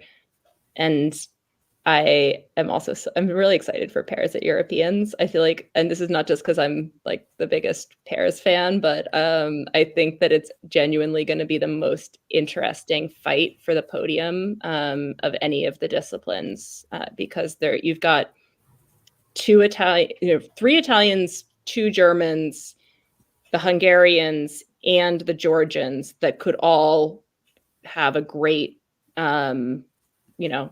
if any of them skate well and somebody makes mistakes, like you could imagine any of those like 7 or 8 teams being on the podium. And there's definitely like I would say, if you're going to bet, you'd say that you've got the Germans, or you've got the Germans, the Italians that were on the podium here at the final, and the Georgians in that like your most likely podium. But there's a whole strong field, and it's been a while since we've had a range that was that strong. And I mean, the men also, except now when you look at the men, I saw the skating scores list where I think the top 8 scores for this European men for the season are all Adam. Yep. So there's, it's like theoretically there's a lot of very strong European men right now, but then when you actually look at the scores, it's like, well, there's Adam, and then there's everybody else. Yeah. Change my mic. I don't know if it's you're fine now. Much better. Cool. I saw someone mention that Minerva went from finishing last at the Olympics on the same ice to winning the Grand Prix final, and that was like I forgot that they finished last at the Olympics. So like it was a wild thing to sort of read back and reflect on. But it was just like goes to show how one thing can really hinder like a tiny thing. I think Nolan had COVID Yeah. or was ill, and they couldn't practice and had to miss the team event. So yeah, I think it was. They missed the team event then meant that the Germans didn't place in the top 8, which then meant the whole team lost funding. So like that whole scenario was just so painful. So I was very happy for her. Like she just seems like to be thriving right now, and that was really nice. And I just wanted to highlight that they're gonna have nationals this week as well, and Nikita has been sick. Yeah. I think he was like avoiding going near people during the medal ceremony as best he could. Yeah. Yeah, I'm really excited to see them in person because they're of all of these teams. Well, like obviously the Georgians I haven't seen together either, but I haven't seen Minerva and Nikita in person yet, and I'm really interested to see how they compare like that. Yeah, and I thought the Hungarians had some mistakes here, but they're really growing on me. I think they have really nice qualities. Do we want to? So we have fantasy results left. So if you stuck around for 2 hours for that, thank you. I know it's super late for a Zoom meet as well, so we'll try and speed up a little bit. Do we want to quickly run through some junior podiums and really quick thoughts as well? Because there were some pretty incredible Speed run through juniors. I definitely have thoughts, but I also love Lara. That's really good to know that the German media actually broadcast the pairs event and that the winning is giving some attention. I'm really glad to hear that. Oh, that is really nice. So we'll do speed run through of juniors, and maybe we'll get to a junior recap or something on our website as well.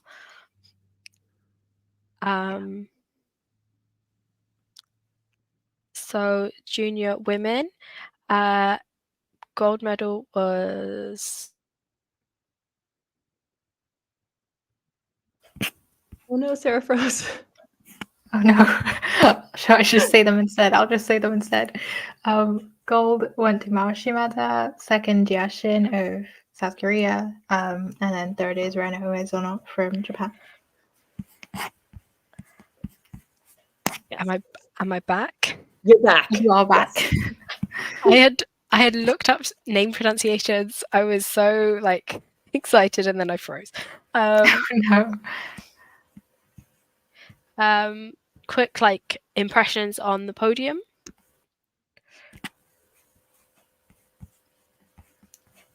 I mean, it felt right to me, even though I think that Gia made a really strong case for winning, and I part of me was sort of hoping she'd get to break into the top. I think she's a stronger all around skater, but without the quad and the triple axel, that's a hard thing. It's almost, I don't think the gap between her is it's not they're not as strong as talking about a Shoma and Ilya situation, but I think for her it is a little bit of a similar process of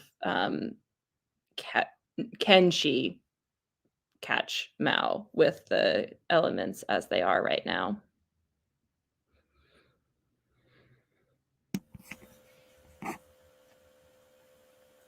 Yeah, someone saying triple axel quad toe from Shimada was very nice. Again, just so impressive. Yeah, I like her free skate better than the short, even though in theory I liked the concept for the short. I just feel like she's not really living. I don't know.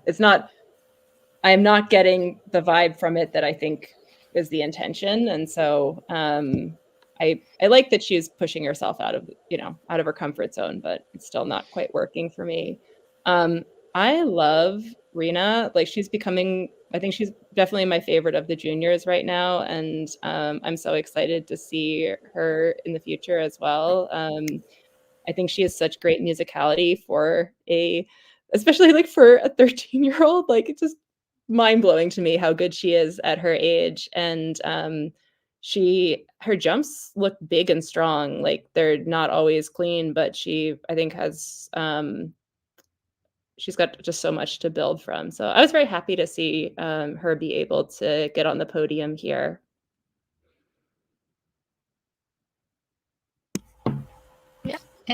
Any other thoughts? No. I think I mean, it's such a strong field overall that it was like little things, made the difference between each of the skaters. But it seemed like the podium was fair and kind of what we might have expected going in. Yeah.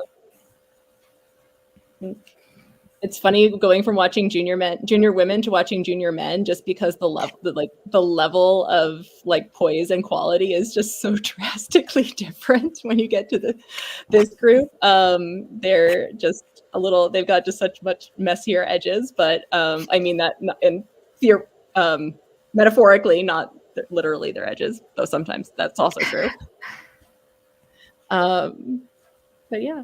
Rio had a fantastic free skate. That was definitely the highlight for me. And then Mignon's overall skating, I think, was the strongest of the field. But he didn't have a clean quad, and Rio did, and so it seemed totally fair. very happy for Adam for medaling another medal for Slovakia. I know it was his goal to have I frozen again? No, you're good. Oh, okay. It just went like dead quiet in my headset. I know it was a goal of him to qualify for the Grand Prix final, so it was really cool to see him sort of tick another one of those off. I saw he had a long list, so it's cool to see. Cool. Yeah, definitely. Yeah.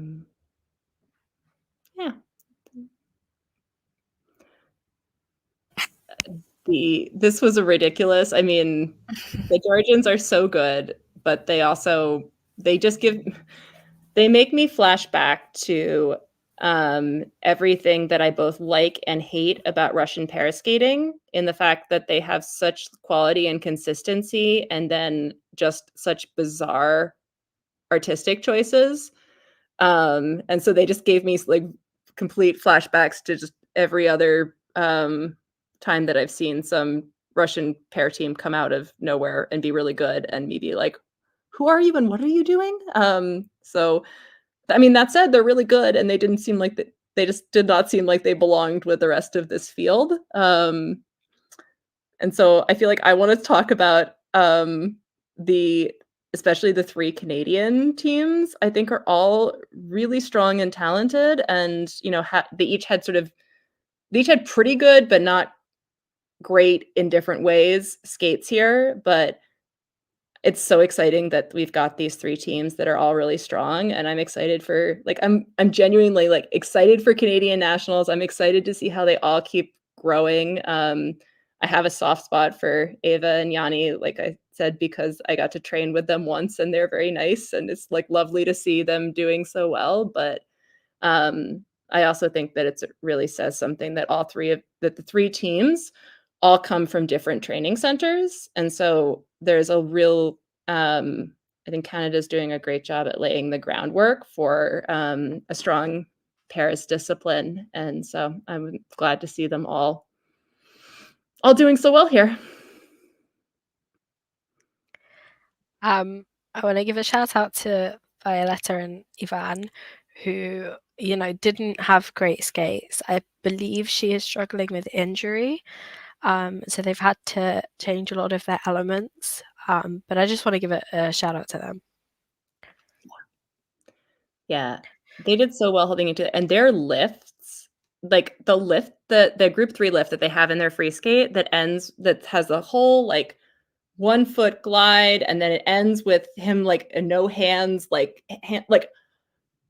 that lift is insane. It is the hardest thing that I'm just so blown away by it. And they don't have the same speed that some of the senior teams would have through something like that, but just the sheer ambition of it is so amazing. So every time that I see that, I'm just blown away.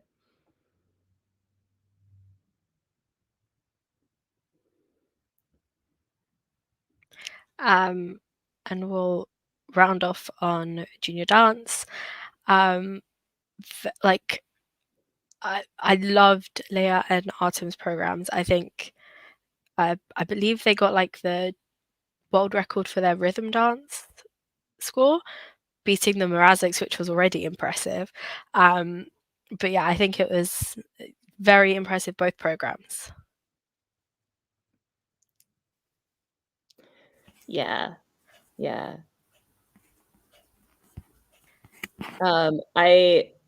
It was interesting. I was surprised in some ways that there were such big gaps between each of the teams here. And it's kind of interesting thinking about like, ice dance and everyone being really close together at the top level. But then with the juniors, there were big gaps between each of these scores. And I could see like, thinking about some of the differences in speed and polish among the teams. But I definitely enjoyed both programs from Grimm and Sadisky the most out of all of the teams. And so I wouldn't say that they were like, I'm not saying that they should have been scored higher than the teams above them necessarily, but I just, I thought that they, in and of themselves, deserved a little more than they got scored here.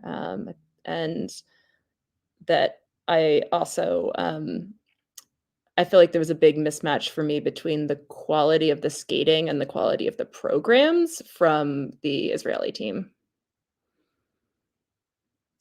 I want to give a shout out to Yali Pedersen. She had they had a rough rhythm dance, but she came off the ice crying, and Tanith had to console her. And it's one of those moments where you just like you feel so much watching a skater have that reaction. Like you wish you could be like, no, it's fine, like it happens, ice is slippy. But yeah, I hope that she's doing well now. And yeah. Yeah, they came, and I thought that she did a great job to come back strongly with the free skate, and did not look like she was holding anything back there. So I was glad for her for that. And the who are I just feel like I've just forgotten the team, and now I'm like trying to mentally go through my list because there was somebody else that I wanted to give a shout out to, and now it's totally escaping me. But it's okay. We will run through fantasy skating because it's like 5 a.m. for Izumi now. So we'll get through fantasy as quickly as possible. So here are your Grand Prix final women winners. So it was very fun to watch Ellie calculate these in real time and realize that it was a very bad event for me anyway. Speaking for myself, I won't pause on them for too long. You can always pause the stream and read the names, but that's your women. These are the entrants that won men for the Grand Prix final. And these are just the senior scores. Junior will come later. But junior doesn't count as overall. I don't do anything to do with fantasy. I'm like so out of my depth there. Here are the pairs winners. Only a few. Congrats if you predicted any of that. Yeah. And I know a lot of people won dance. So I will try and go through this slow-ish. But Ellie set up the stream and set up. Oh, it isn't me. You won dance. I won I don't know dance. what that says about me. I stance as a discipline. That's I start. But yeah, Ellie set up this PowerPoint, so we have a little award ceremony type thing. There's so many ice dance winners. Bear with me. I'm just gonna try and like talk through them a bit more. This should be the last page. Okay, so overall Grand Prix final winners, congratulations if you predicted any of what happened. Obviously no one won everything, but congrats to Leonor. I think I said that right, on getting the highest score. Now this is the overall results for men. So Ellie made it look really fancy. Bronze medal, Diana Salato PR team. Congratulations. I don't know who's here. In silver, Never Ending 3A John's version. And Eigenvalue, congratulations on winning the men's fantasy skating. And he's the top 10, but I'm gonna skip through that. Fantasy skating for women, congratulations Quadruple Loops on bronze. Step on Me, silver, and Delusion Spins in gold. Very nice. And then again, top 10 for women. Lois fell into fourth. She was mad at that one.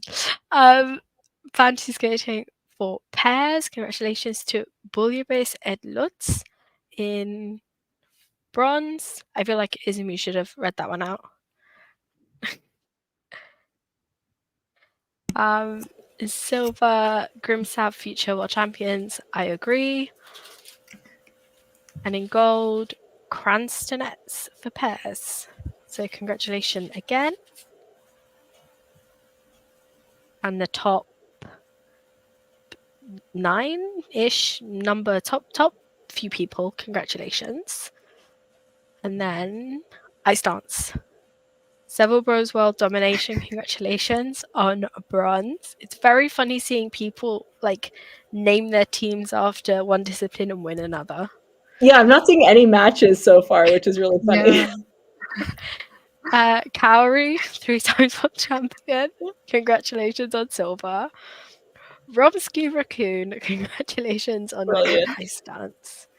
So now we have Little Stands winning Ice Dance. Good job, everyone. So good. Stationary lift base. There we go. Yes. So now, overall, Also, I love the overall, like the fact that we had almost completely different winners for maybe totally completely different winners for each discipline. So good. Yes. Well rounded, everyone. That's true. Yeah. Congratulations to bronze medal fantasy skating 2023. Sunday afternoon. I believe she was here in chat earlier. Silver medal Delusion Spins. Congratulations. And gold medal, drumroll please. Eigenvalue, congratulations on winning fantasy skating. We've got a couple of the winners here. Yay, good job, everyone. Let me run back. Laura Rumsky Raccoon won Ice Dance. Natalia, I believe, is Sunday afternoon. So congratulations on winning the bronze medal overall for fantasy. That is another year of fantasy done. So results will be posted in the next few days. I don't know when. That's not on me. Ellie is ill and working a lot, so they'll happen soon. But yeah, we've got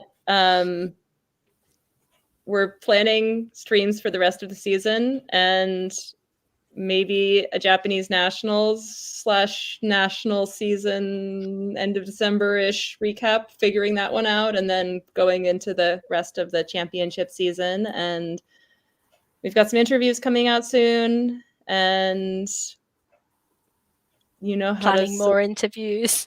Yep. If there's somebody that you wanted me to talk to at Europeans or any of us, just in general, if there are people you think that you haven't seen interviews with this season and you'd like to see interviewed, let us know. And also, I'm going to be at Europeans in person, so I'm looking for suggestions as always. And and subscribe to us on all of the places and our Patreon. And I think we announced this last week, but we did it. We made it to 1,000 YouTube subscribers by the end of the Grand Prix. So thank you so much, everyone, for helping us to get to that point. Absolutely. Thank you all so much. I just wanted, before we log off, I saw a couple of comments I was hearting. Kimberly saying, love what you're doing with the podcast. Thanks for the recap. And then Jonathan in reply saying, recaps are going from strength to strength, great chats and great guests. So thank you all for the support during the Grand Prix. Thank It means so you. much. If you, as Anna said, comment if you want to see interviews from anyone. We will do our best to try and make them happen. And yeah, we will let Izumi go and sleep because it's 5 a.m. in Japan. Yeah, we think that you should get to make us all get up at 5 a.m. for the Japanese Nationals recap. No, that's okay. My pleasure. So yeah, that's it for. Well, we'll probably try and fit in another stream sometime this month, but for the Grand Prix, that is it. Thank you, everyone, and we'll see you soon.